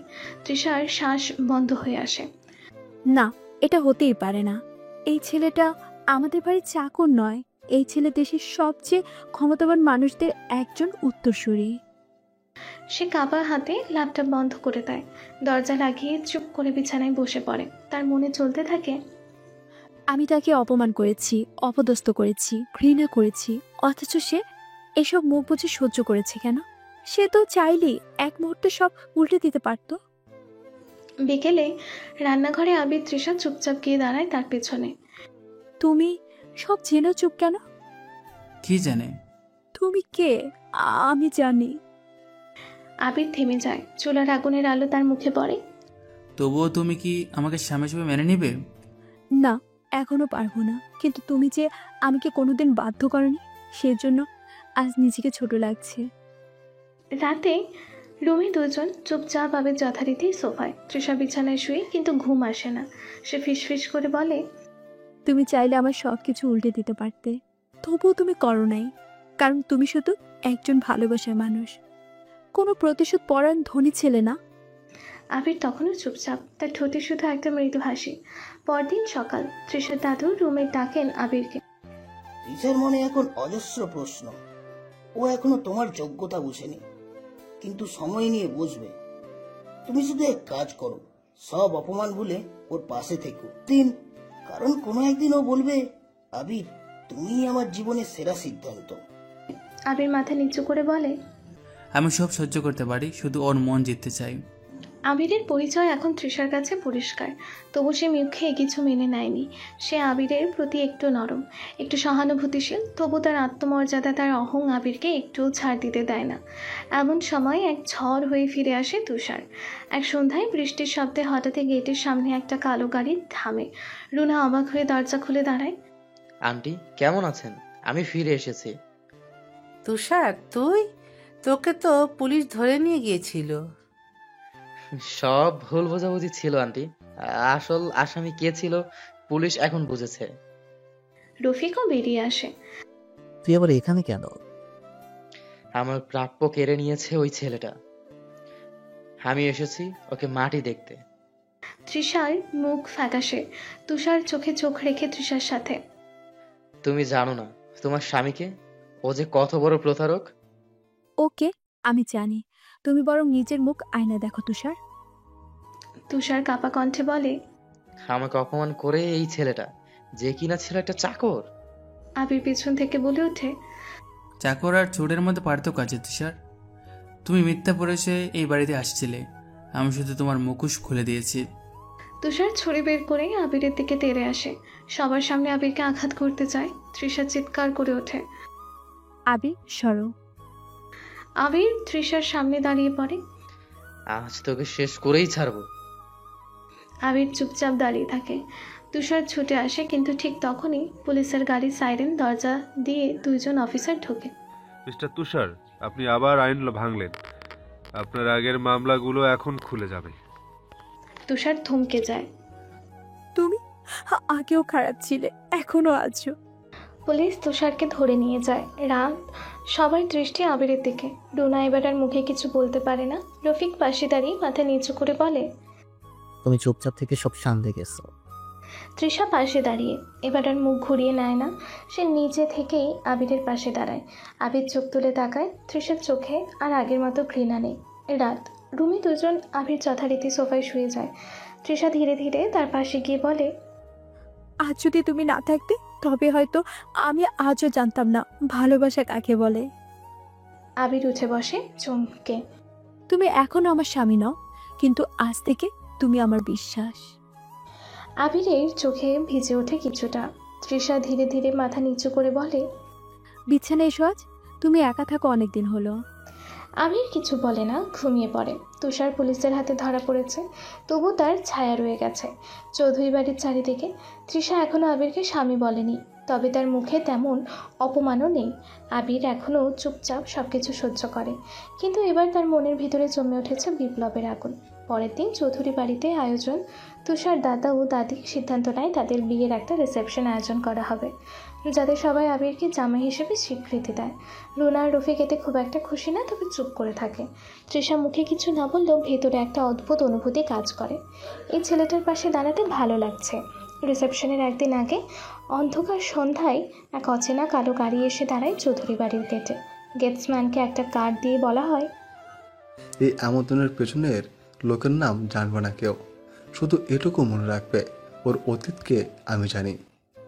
গেটসম্যান সেটা নিয়ে ভেতরে আসে, কিন্তু কার্ডটা ছুঁয়ে আবিরের চোখ কঠিন হয়ে যায়। কে এলো? একজন যে আমাকে ভাঙতে চায়, একজন যে আমার বাবার মৃত্যুর জন্য দায়ী ছিল। পরের দিন রিসেপশন শুরু। বাড়িতে আনন্দ, সাজ, অতিথি সব কিছু জমে উঠেছে। তৃষা লাল রঙের সিল্ক শাড়িতে, আবির কালো শেরওয়ানিতে, নরম হাসিতে। লোকজন আসছে, সবার মুখে একটা কথাই, চৌধুরী বাড়ির জামাই এত ভদ্র, এত গম্ভীর, কিন্তু এমন সম্মান কোথা থেকে আসে? রফিক, রুনা একদম চুপ। তাদের মুখে এখন আর আগের মতো ঘৃণার আগুন নেই, বরং চাপা দ্বিধা। ঠিক তখন একজন ভিআইপি গেস্ট আসে, সবার দৃষ্টি তার দিকে। লোকটার নাম মোস্তফা হোসেন, একজন ধূর্ত ব্যবসায়ী, যে আবিরের বাবার মৃত্যুর পর এয়ার গ্রুপ দখল করতে চেয়েছিল। সে আবিরের সামনে এসে দাঁড়ায়। তুমি যখন গা ঢাকা দিয়েছিলে তখন ভেবেছিলাম তুমি মরে গেছো, কিন্তু আজ চৌধুরী বাড়িতে জামাই হয়ে এসেছো। তৃষা চমকে ওঠে। আবির কিভাবে সব সামলাবে? আবির সামনে গিয়ে দাঁড়ায়, চোখে আগুন, মুখে নীরব ধ্বনি। আমার বাবাকে শেষ করে যে আজও বেঁচে আছে, সে ভেবেছে আমি ভেঙে পড়ব। ভুল ভেবেছ মুস্তফা সাহেব। আমি যখন ফিরেছি সব কিছু ফিরিয়ে নিতে এসেছি। সবার সামনে আবির বলে দেয়, আমি আবির রহমান, দেশের অন্যতম বৃহৎ এয়ার গ্রুপের একমাত্র উত্তরসূরি। চৌধুরী বাড়িতে আমি চাকর ছিলাম না, ছিলাম একজন পরীক্ষিত প্রেমিক আর পরিবারের রক্ষাকারী। সবাই চমকে ওঠে। তৃষার চোখ দিয়ে পানি ঝরে। রফিক, রুনার মুখ শুকিয়ে যায়। দাদু দাদি কাঁদতে কাঁদতে উঠে দাঁড়ান। এই ছেলেটা যে একদিন পাহাড় হবে আমি জানতাম, আজ তা প্রমাণ করলো। তৃষা আর কিছু না বলে আবিরের পাশে গিয়ে দাঁড়ায়। তার ঠোঁটে ছোট্ট একটা শব্দ, স্বামী। আবির চোখ তুলে তাকায়। চোখে এখন আর কোনো যন্ত্রণা নেই, শুধু তৃষার পাশে দাঁড়ানো একটা আত্মসম্মান আছে। চৌধুরী বাড়ির সেই চাকর আবির এখন নিজের পরিচয় ফেরত পেয়েছে। তৃষা তাকে স্বামী বলেছে।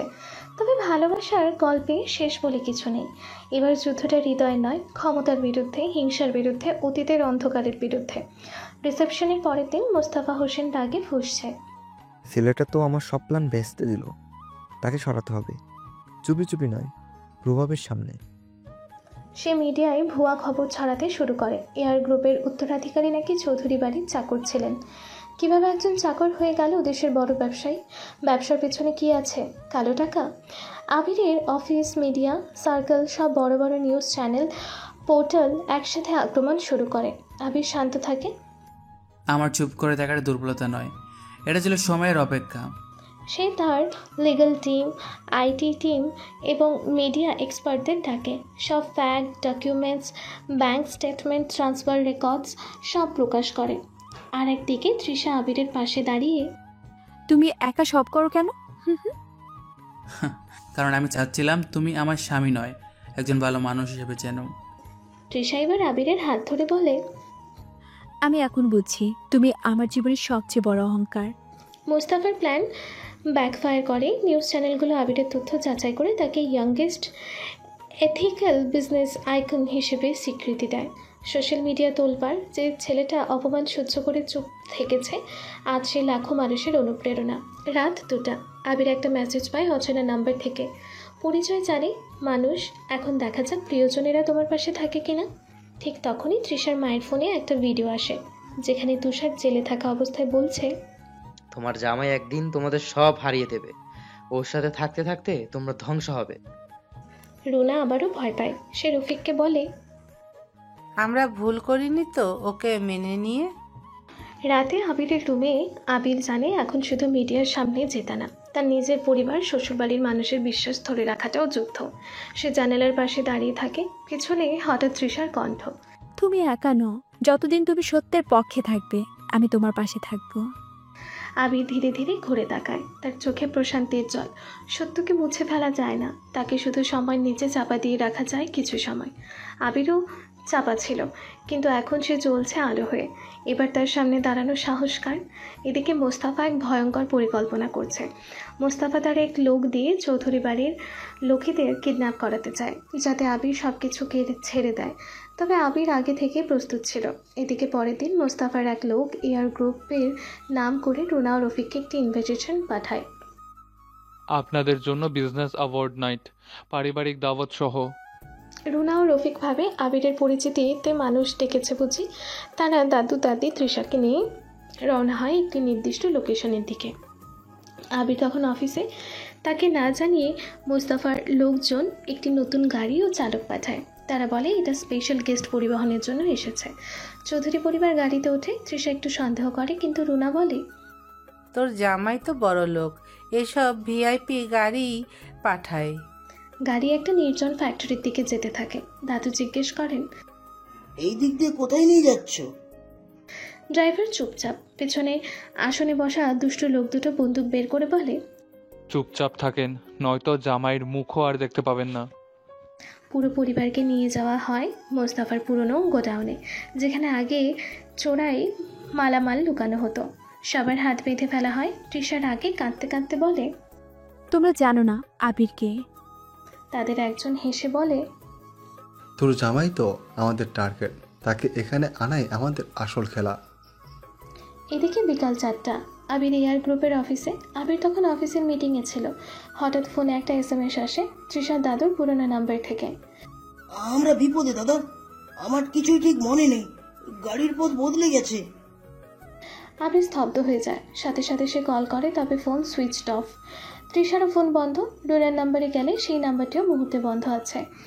তখনই আবির তার আইটি টিমকে ডাকে। সে চায় চৌধুরী বাড়ির গাড়িতে থাকা ট্র্যাকিং ডিভাইস ট্রেস করতে। তার টিম বলে, স্যার, সেই গাড়ি এয়ার গ্রুপ থেকে পাঠানো হয়নি, এটা অন্য কারো। তাদের কাছে সিসিটিভি ফুটেজ আসে, যেখানে দেখা যায় চৌধুরী পরিবারকে তোলা হয়েছে একটি অপরিচিত গাড়িতে। তখন আবির বাড়ির দিকে যায়। বাড়ি গিয়ে চৌধুরী বাড়ির পুরনো দারোয়ান মোশাররফ কাকা এসে বলে, বাবা, আমি দেখছিলাম অন্য ড্রাইভার এসেছে, কিন্তু আমি কিছু বলার আগেই তারা আমাকে ছুটি দিয়ে দেয়। তখন আবির পুরো বিষয়টা বুঝে যায়। তাদের কিডন্যাপ করা হয়েছে। আইটি টিম একটি বিশেষ শেষ লোকেশন খুঁজে পায়, নগরীর বাইরের পুরনো ফ্যাক্টরি। আবির তখন বলে, ওরা আমার পরিবারকে ছুঁয়েছে, এবার আমি ওদের ধ্বংস করব। সে তার দুজন বডিগার্ড আর প্রাইভেট ফোর্স নিয়ে বেরিয়ে পড়ে। এদিকে গোডাউনের ভেতরে অন্ধকার। চারপাশে 5-6 জন অস্ত্রধারী মোস্তফার ভাড়াটে লোক। চৌধুরী বাড়ির সবাই, রুনা, রফিক, দাদু দাদি এক কোনায় হাত বেঁধে বসে আছে। তৃষা কিছু বলতে গেলে এক লোক বলে, চুপ, তোমার জামাই আজ আসবে আর ফিরতে পারবে না। ঠিক তখন একটা বাইকের আওয়াজ। বাইকের ব্রেক চেপে আবির নেমে পড়ে। সে কালো জ্যাকেট, বুট চোখে হালকা রাগ নিয়ে হেঁটে যায় গেটের দিকে। গেট খুলতেই 2 জন অস্ত্রধারী আসে। এই ছেলে তো একে এসেছে, ধরে ফেল আগে। প্রথম লোক গায়ে হাত দিতে গেলে আবির তার হাতটা ঘুরিয়ে পিছনে মচকায়। লোকটা কুঁকড়ে পড়ে। দ্বিতীয় লোক ছুরি বের করে। আবির তার হাত সরিয়ে মুখে ঘুষি মারে। লোকটা উল্টে গিয়ে কাঠের টেবিলে পড়ে ভেঙে যায়। ভেতরে সবাই চমকে ওঠে। তৃষা চোখ বড় বড় করে দেখে, এই তো তার চাকর আবির, কিন্তু আজ সে একজন রক্ষকর্তা, একজন যোদ্ধা। বাকি লোকজন ছুটে আসে। চারিদিক থেকে আবির একটা লোহার রড তুলে নেয়। এবার শুরু হয় মারামারি। একজন পেছন থেকে আক্রমণ করতে এলে আবির পেছনে ঘুরে রড দিয়ে কপালে বাড়ি দেয়। একজন বন্দুক তোলে, কিন্তু আবির এক ঝাঁপে তার হাত চেপে ধরে দেয়ালে ঠেসে দেয়। তুষারকে দেখা যায় পিছনে দাঁড়িয়ে। তোকে আমি আজ শেষ করে দেব। আবির হাঁপাতে হাঁপাতে বলে, তুই আমার পরিবারের গায়ে হাত দিস, এই হাত আমি ভেঙে দেব। তুষার বন্দুক তোলে। তুষার বন্দুক তাক করে আবিরের দিকে। তৃষা চিৎকার করে, আবির সাবধান। ঠিক তখনই আবির একটা গ্লাস ছুঁড়ে মারে তুষারের হাতে। বন্দুক পড়ে যায়। আবির ছুটে গিয়ে তুষারকে ঘুষি মারে। তুষার পড়ে যায় মেঝেতে। তখন মোস্তফা তৃষার মাথায় বন্দুক ধরে। আবিরের সামনে আসলো। থাম এবার, আরেকবার যদি আমার লোকের গায়ে হাত দিয়েছিস আমি তোর স্ত্রীকে মেরে ফেলবো। আবির থেমে যায়। মোস্তফা হাসতে থাকে আর লোক আবিরকে আঘাত করে। ঠিক তখন পাশ থেকে লোকটা গুলি এসে মোস্তফার হাতে লাগে। তার হাত থেকে গুলি পড়ে যায়। আবিরের গার্ড 2 জন সামনে আসে। আবির হাসতে থাকে, তুই কি ভেবেছিলি আমি একা? তুই ভয় দেখাবি আর আমি ভয় পেয়ে যাব? তোর খেলা শেষ। আবির এই কথা বলতে ঠিক সেই সময় পুলিশ আসে। পুলিশ এসে সব বন্দুকধারীকে ধরে। মোস্তফাকে হ্যান্ডকাফ পরায়। হ্যাঁ, তুই তো একটা চাকর ছিলি। হ্যাঁ, সেই চাকর যে আজ তোর মতো রাজাকে মাটিতে নামিয়ে দিল। পুলিশ সবাইকে নিয়ে যায়।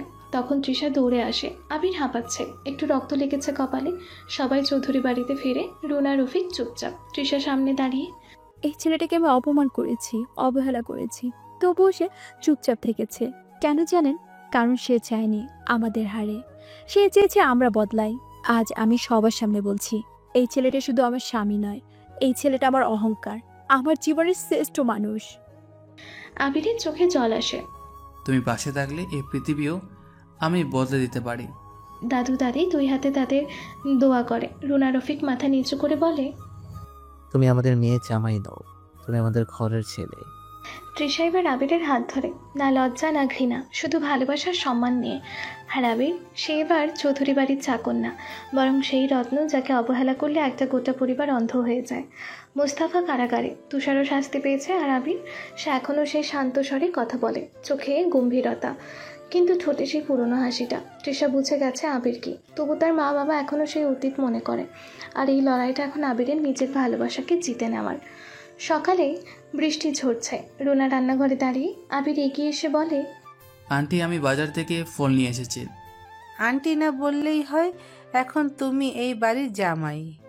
আপনার জন্য আমি মায়ের মতোই শ্রদ্ধা রাখি। রুনা কোনো উত্তর দেয় না। পাশে রফিক পত্রিকা পড়ছে, আবির পাশে গিয়ে বসে। আঙ্কেল আপনি চাইলে আপনার অফিসের জন্য একটা ফাইন্যান্স প্ল্যান করে দিতে পারি। না, দরকার নেই, নিজেরটা সামলাও আগে। আবির চুপ করে থাকে। তৃষা পাশে এসে বসে। তুমি কষ্ট পাও না? ভালোবাসা কষ্ট মানেই প্রমাণ যে তুমি এখনো ভালোবাসো। তৃষা এক দৃষ্টিতে তাকিয়ে থাকে। তুমি এমন কেন আবির? এত সহ্য করো কিভাবে? কারণ আমি হারতে শিখিনি। তুমি যদি একদিন আমার পাশে দাঁড়াতে পারো তাহলে এইসব অবহেলা অপমান কিছুই না। রাতে তৃষার রুমে আবির সোফায় ঘুমোচ্ছে। তৃষা তাকিয়ে দেখে আবিরের ঘুমের ভেতরে ঠোঁট এক টুকরো হাসি। সে ধীরে ধীরে উঠে এসে একটা পাতলা চাদর তুলে দেয় আবিরের গায়ে। তুমি না থাকলে হয়তো বুঝতাম না ভালোবাসা মানে শুধু আমি তোমার ভালোবাসি না, ভালোবাসা মানে আমি তোমার পাশে আছি সব সময়। পরদিন দাদু দাদির সামনে তৃষা বলে, আমি আবিরের পাশে দাঁড়াতে চাই, তবে এই বাড়ির অন্য সদস্যদের চোখে অপমান না হয়ে। আমি নিজেকে প্রমাণ করতে চাই আমি শুধু কারো মেয়ে না, আমি আবির রহমানের স্ত্রী। বিকেলে ছাদের মাথায় তৃষা আর আবির পাশাপাশি বসে। হাওয়ায় তৃষার চুল উঠছে। আবির শান্ত গলায় বলছে, তোমার যদি প্রশ্ন থাকে করো, আজ আমি কিছু লুকাবো না। তৃষা হালকা থেমে বলে, তোমার বাবা মা কই? তারা তোমার মতো ছেলেকে ছেড়ে দিল কেন? আবির চোখ নেমে আসে। আবিরের অতীত। আমার বাবা ছিলেন মাহফুজ রহমান, এআর গ্রুপের ফাউন্ডার। মা ছিলেন গৃহিণী, নাম ছিল মাহিরা। আমি তখন ক্লাস 8-এ পড়ি। আমার বাবার বিজনেসের প্রতিদ্বন্দ্বী ছিল মুস্তফা হোসেন। সে আমাদের ব্যবসার দখল নিতে চেয়েছিল। একদিন হঠাৎ একটা গাড়ি অ্যাক্সিডেন্ট হয়। বাবা মা দুজনেই আমাদের ছেড়ে চলে যান। সবাই বলে দুর্ঘটনা, কিন্তু আমি জানতাম ওটা মুস্তফার প্ল্যান ছিল। আমি এতিম হয়ে যাই, আত্মীয়রা দায়িত্ব নেয় না। এয়ার গ্রুপ চলে যায় পরিচালনা বোর্ডের হাতে। আমি তখন থেকে শপথ নিই একদিন আমি নিজেই সব ফিরে পাবো। তোমার দাদা, তিনি আমায় আশ্রয় দেন, তিনি শুধু আমাদের চিনতেন। তোমার দাদা আর আমার বাবার সাথে একটা ভালো সম্পর্ক ছিল। শর্ত একটাই, নিজের পরিচয় গোপন রাখতে হবে। তোমাদের বাড়িতে আমি চাকর হয়ে আসি, কিন্তু মনে করতাম তুমি একদিন বুঝবে আমি কে। তৃষার চোখে জল। তৃষা কাঁদছে চুপচাপ, তার গলা আটকে গেছে। সে হঠাৎ আবিরের পাশে এসে বসে, তার কাঁধে মাথা রেখে শুধু বলে, তুমি এত কিছু সহ্য করেছো আর আমরা তোমায় অপমান করেছি। আমি তখন বুঝিনি একজন মানুষকে শুধু টাকার হিসাব দিয়ে বিচার করা যায় না। রাতে তৃষা ডায়েরি লিখছে। আজ আবিরকে নতুনভাবে চেনা হলো। সে শুধু আমার স্বামী নয়, সে আমার জীবনের শ্রেষ্ঠ অধ্যায়। ভালোবাসা যদি চিৎকার করে না বলে, তবু সেটা নীরব ভাষায় শক্তিশালী হয়। তৃষার মনে আজ আর সন্দেহ নেই, আবির শুধু স্বামী নয়, সে একজন বিপদের বর্ম, সম্মানের প্রতীক আর একজন সত্যিকারের পুরুষ। সকালে রুনা আবারও এক খোঁটা দেয়। সবাই টেবিলে বসে খাচ্ছে। আবির রুটিটা তৃষার প্লেটে দিতে যায়। নিজের স্ত্রীর সামনে ভালো স্বামী সাজছ? এই অভিনয় বাদ দাও। তোমার মতো ছেলেদের জায়গা রান্নাঘরে নয়, বাইরের ঘরের দরজার বাইরে। আবির কিছু বলে না। তৃষা থেমে যায়, কিন্তু এবার চুপ থাকে না। তৃষা বলে, মা, আপনার মুখে অনেক কিছুই ভালো লাগে না, কিন্তু আজ আমি বলবো আপনার অপমান আপনার জন্যই। আবির এই বাড়িকে বাঁচিয়েছে, আমাদের বাঁচিয়েছে। তারপরও আপনি যদি চোখে দেখতে না পান, তাহলে সমস্যা তার না, সমস্যা আপনার চোখের। সবাই চুপ। রুনা এবার বলে, তুই আমার বিরুদ্ধে কথা বলিস? না মা, আমি শুধু সত্য বলছি। আমার স্বামী গর্ব করার মতো মানুষ। আপনারা বুঝতে ভালো, না বুঝলে আমি বুঝে থাকবো। চুপ করো সবাই, বাড়িতে এই নাটক আর চাই না। তাহলে আগুন জ্বালানো বন্ধ করুন, আগুনের মধ্যে শান্তি থাকে না। আবির পাশে বসে মাথা নিচু করে। তৃষা তার হাত চেপে ধরে। আজ থেকে তুমি একা না, তুমি ছিলে বলে আমি আজ নিজের মতো করে দাঁড়াতে পেরেছি। দাদু দাদি খুশি হয়ে ওঠে। ভালোবাসা যার গলায় ঝড়ের মতো আসে সে তৃষার মতোই হয়। রাতে আবির একা ছাদে বসে, তৃষা তার পাশে বসে। তুমি আজও যদি আমাকে না বুঝতে, আমিও তো সব ছেড়ে দিতাম। তুমি আমার গর্ব আবি, আজকাল সব সময়। আবির তৃষার কপালে চুমু খায়। এদিকে চৌধুরী বাড়ির ব্যবসা সম্প্রসারণের সময় মোস্তাফা, যিনি কারাগারে বন্দী, তার লোকজনের মাধ্যমে একটা বড় ষড়যন্ত্র চালাচ্ছে। মোস্তাফা কারাগারে থাকলেও তার ইচ্ছাশক্তি অটুট। একটু অসাবধানতায় বাইরে থেকে মোবাইল ফোন পেয়ে যায় সে। ফোনে বাইরের সহযোগীদের নির্দেশ দেয় আবিরকে গুটিয়ে ফেলতে। আমাদের সব পরিকল্পনা সঠিকভাবে এগোচ্ছে তো? বাইরে মোস্তাফার লোকজন সিকিউরটেক নামে একটা ভুয়া কোম্পানির কাগজপত্র তৈরি করে সরকারি দপ্তরে জমা দেয়। এ কারণে রুনার অফিসে সরকারি তদন্ত শুরু হয়। তাকে তলব করা হয় জিজ্ঞাসাবাদের জন্য। এই চাপের মুখে পড়ে রুনার মানসিক অবস্থা খারাপ হয়। সে পরিবার আর নিজের সম্মানের জন্য চিন্তিত। সকালবেলা চৌধুরী বাড়ি। রুনার শরীর খারাপ, বিপদের মধ্যে পড়েছে। ব্যবসায় নতুন একটা বড় সমস্যা। রফিক তাড়া দিচ্ছে, কিন্তু সব যেন আরও জটিল হয়ে যাচ্ছে। তখন আবির বলল, আমি আর তোমাদের পাশে আছি মা, এই কঠিন সময় তোমাদের ছেড়ে যাব না। আবিরের কথা শোনার পর রুনা বলল, তুমি আমার সামনে খুবই বদলে গেছো আবির। আমি ভাবিনি তুমি এত শক্তিশালী হয়ে উঠবে, আমার বিপদের সময় আমার পাশে দাঁড়াবে। আবির তার টিম নিয়ে কাজ শুরু করে। ব্যবসার সমস্ত কাগজপত্র খতিয়ে দেখে, আবার মোস্তাফার ছক ভেদ করার প্রস্তুতি নিচ্ছে। আবির দ্রুত বিষয়টি তদন্ত শুরু করে। সে সরকারি অফিসে গিয়ে সঠিক প্রমাণাদি সংগ্রহ করে। মোস্তাফার জালিয়াতি ফাঁস করে দেয়। রুনার বিরুদ্ধে অভিযোগ প্রত্যাহার হয়, চল হয় আবারও। রুনা এবার বুঝতে পারে আবির শুধু চাকর নয়, সে চৌধুরী পরিবারের গর্ব। তার প্রতি শ্রদ্ধা, ভালোবাসা নতুন রূপ নেয়। রুনার চোখে জল আসে। সে আবিরের হাতে হাত রেখে বলে, তুমি শুধু আমার জামাই না, তুমি আমার ছেলে। রাতের অন্ধকারে আবির আর তৃষা একসঙ্গে বসে ভবিষ্যতের স্বপ্ন নিয়ে কথা বলছে, বিশ্বাস নিয়ে, ভালোবাসার সাথে। সকালে রুনা জানালার পাশে দাঁড়িয়ে সন্ধ্যা থেকে ভোর পর্যন্ত আবিরের দেওয়া রিপোর্টগুলো বারবার পড়ছে। তার মনেও বিশ্বাস জন্মেছে, এই ছেলে আমাদের দুর্ভাগ্য না, আশীর্বাদ। তৃষার বাবা রফিক এবার কিছু বলল না, শুধু চুপ করে রুনার দিকে তাকিয়ে বলল, সে তো অনেক বড় কিছু করেই ফেলেছে। হ্যাঁ, আর আমরা কি করলাম? শুধু অপমান, সন্দেহ আর অবহেলা। এদিকে তৃষ্ণা চুপচাপ রান্নাঘরে বসে সে দেখছে আবির ভোরে উঠে সকালের চা বানিয়ে টেবিলে রেখে দিচ্ছে। এমন সময় রুনা এসে তাকে বলল, আজ আর রান্না করতে হবে না। আবির অবাক। আমি বুঝিনি। রুনা এবার একটু নরম স্বরে, তুমি অনেক কিছু করেছো, এবার একটু বিশ্রাম নাও। আবিরের চোখে কিছুটা বিস্ময়, কিছুটা জল। তখন, আমরা অনেক বড় ভুল করেছিলাম। এই ছেলেটা আমাদের মুখ রক্ষা করেছে, আমাদের পরিবারের সম্মান ফিরিয়ে এনেছে। আমাদের এখন গর্ব করা উচিত। তৃষার স্বামী আবির এইবারের একজন যোগ্য ছেলে। তৃষার বিস্ময় ও চোখে জল। তৃষা চুপ করেছিল এতক্ষণ। রান্নাঘরের দরজার আড়াল থেকে চোখে জল নিয়ে সব শুনেছে। সে এসে আবিরের পাশে দাঁড়িয়ে ধীরে ধীরে বলে, আজ প্রথমবারের মতো আমার মা বাবা তোমাকে সত্যিকারের জামা হিসেবে মেনে নিল। তোমরা আমাকে মেনে নিয়েছো, আমি কেবল চেয়েছি তোমাদের ভালোবাসা কামাই। সেদিন চৌধুরী বাড়ির খাবার টেবিলে কেউ কাউকে ছোট করেনি, কেউ চাকর বলে চোখ ছোট করেনি। আজকের টেবিলটার সম্মান, গর্ব আর ভালোবাসায় পূর্ণ। রাত 11টা, বাইরে টিপটিপ বৃষ্টি। আবির জানালার পাশে দাঁড়িয়ে, চোখে ভাবনা, মুখে একরাশ তৃপ্তি। তৃষা তার পেছনে এসে চুপচাপ হাতে হাত রাখে আবিরের কাঁধে। আবির তাকিয়ে দেখে তৃষার চোখে লাজ, তৃষার ঠোঁটে এক টুকরো ভালোবাসা। তৃষা ধীরে বলে, তুমি এখন শুধু আমার স্বামী না, আমার বিশ্বাস, আমার নিরাপত্তা, আমার সবচেয়ে আপন। আবির হেসে ফেলে, তার চোখ দুটো জলে চিকচিক করে। ভোর রাতে বিছানার পাশে আবির আর তৃষা বসে আছে, দুজনেই কথা বলছে ভবিষ্যৎ নিয়ে। তুমি এখন ব্যবসার দায়িত্ব নাও, বাবা মা কিছু বলবে না, বরং খুশি হবে।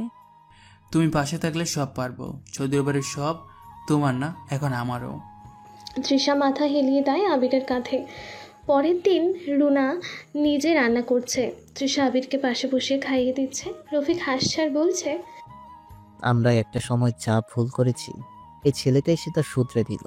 পুরো বাড়ি আজ খুশিতে ভরে উঠেছে। রাতে ঘুমাতে যাওয়ার সময় তৃষা আবিরকে জড়িয়ে ধরে বলে, এই পৃথিবীতে অনেক কিছু হারালেও তোমাকে পেয়ে আমি সব পেয়েছি। আবির কিছু বলে না, শুধু তৃষার কপালে চুমু খেয়ে ফিসফিস করে। তুমি বাসে থাকলেই আমি শেষ অবধি লড়তে পারি। পরদিন রফিক সাহেব অফিসে সবাইকে ডেকে ঘোষণা করলেন, আজ থেকে চৌধুরী গ্রুপের ম্যানেজিং ডিরেক্টর আবির হাসান। প্রথমে অনেকের চোখে কপালে উঠেছিল, কিন্তু পরের মুহূর্তে হল রুম জুড়ে হাততালি। আবির উঠে দাঁড়িয়ে বলল, আমি এই দায়িত্ব শুধু ব্যবসা চালানোর জন্য নিচ্ছি না, এই পরিবারের মান, ভালোবাসা আর আত্মসম্মান রক্ষার জন্য নিচ্ছি। অফিসের সবাই আবিরকে অভিনন্দন জানায়। এদিকে জেলে থাকা তুষার গোপনে আবারও কিছু চাল ছেলেছিল, কিন্তু আবির আগেই সেটার খোঁজ পায়। এবার সে গোপনে নয়, সরাসরি কোর্টে মামলা করে, নতুন সব প্রমাণ হাজির করে। তুষারকে দেওয়া হয় 10 বছরের জেল। আবির কোর্টে দাঁড়িয়ে বলে, ভালোবাসার নাম করে যারা নারীদের ব্যবহার করে তাদের বিচার হওয়া দরকার। আর তুমি তৃষার জীবনের একবার ভুল অধ্যায় মাত্র। এরপর তৃষার জীবন বদলে যায়। তৃষা আজ আর রাগী অহংকারী মেয়েটা নেই। সে এখন একজন দায়িত্বশীল স্ত্রী, একটা পরিপূর্ণ নারীর প্রতিচ্ছবি। সে আবিরকে অফিসে দুপুরের খাবার পাঠায়। রাতে আবির ক্লান্ত হয়ে এলে পাশে বসে মাথায় হাত বুলিয়ে দেয়। একদিন আবির মজা করে বলে, এই তৃষা, যদি আগে পেতাম। তৃষা হেসে বলে, তখনও ছিলাম, শুধু বোঝার চোখ ছিল না। 9 মাস পর চৌধুরী বাড়ির বারান্দা জুড়ে কান্নার খুশির এক নতুন শব্দ বাজে। তৃষা জন্ম দেয় এক ফুটফুটে পুত্র সন্তান। আবির প্রথমবার বাচ্চাকে কোলে নিয়ে বলে, তোর বাবাকে সবাই চাকর বলছিল, তুই গর্ব করে বলবি আমার বাবা একজন যোদ্ধা। সন্ধ্যা নামছে। আবির ও তৃষা বারান্দায় বসে, তাদের মাঝখানে ছোট্ট ছেলে। আবির এক হাতে ছেলেকে ধরে, অন্য হাতে তৃষার হাত। আবির বলে, এই বাড়িতে আমি চাকর হয়ে এসেছিলাম, আজ আমি এই পরিবারের মাথা। তুমি ছিলে অবহেলার রানী, আজ তুমি আমার ভালোবাসার রানী। তৃষা হেসে বলে, তুমি এসেছিলে একটা গল্প নিয়ে, আর আমি হয়ে গেছি সেই গল্পের সবচেয়ে সুন্দর অধ্যায়।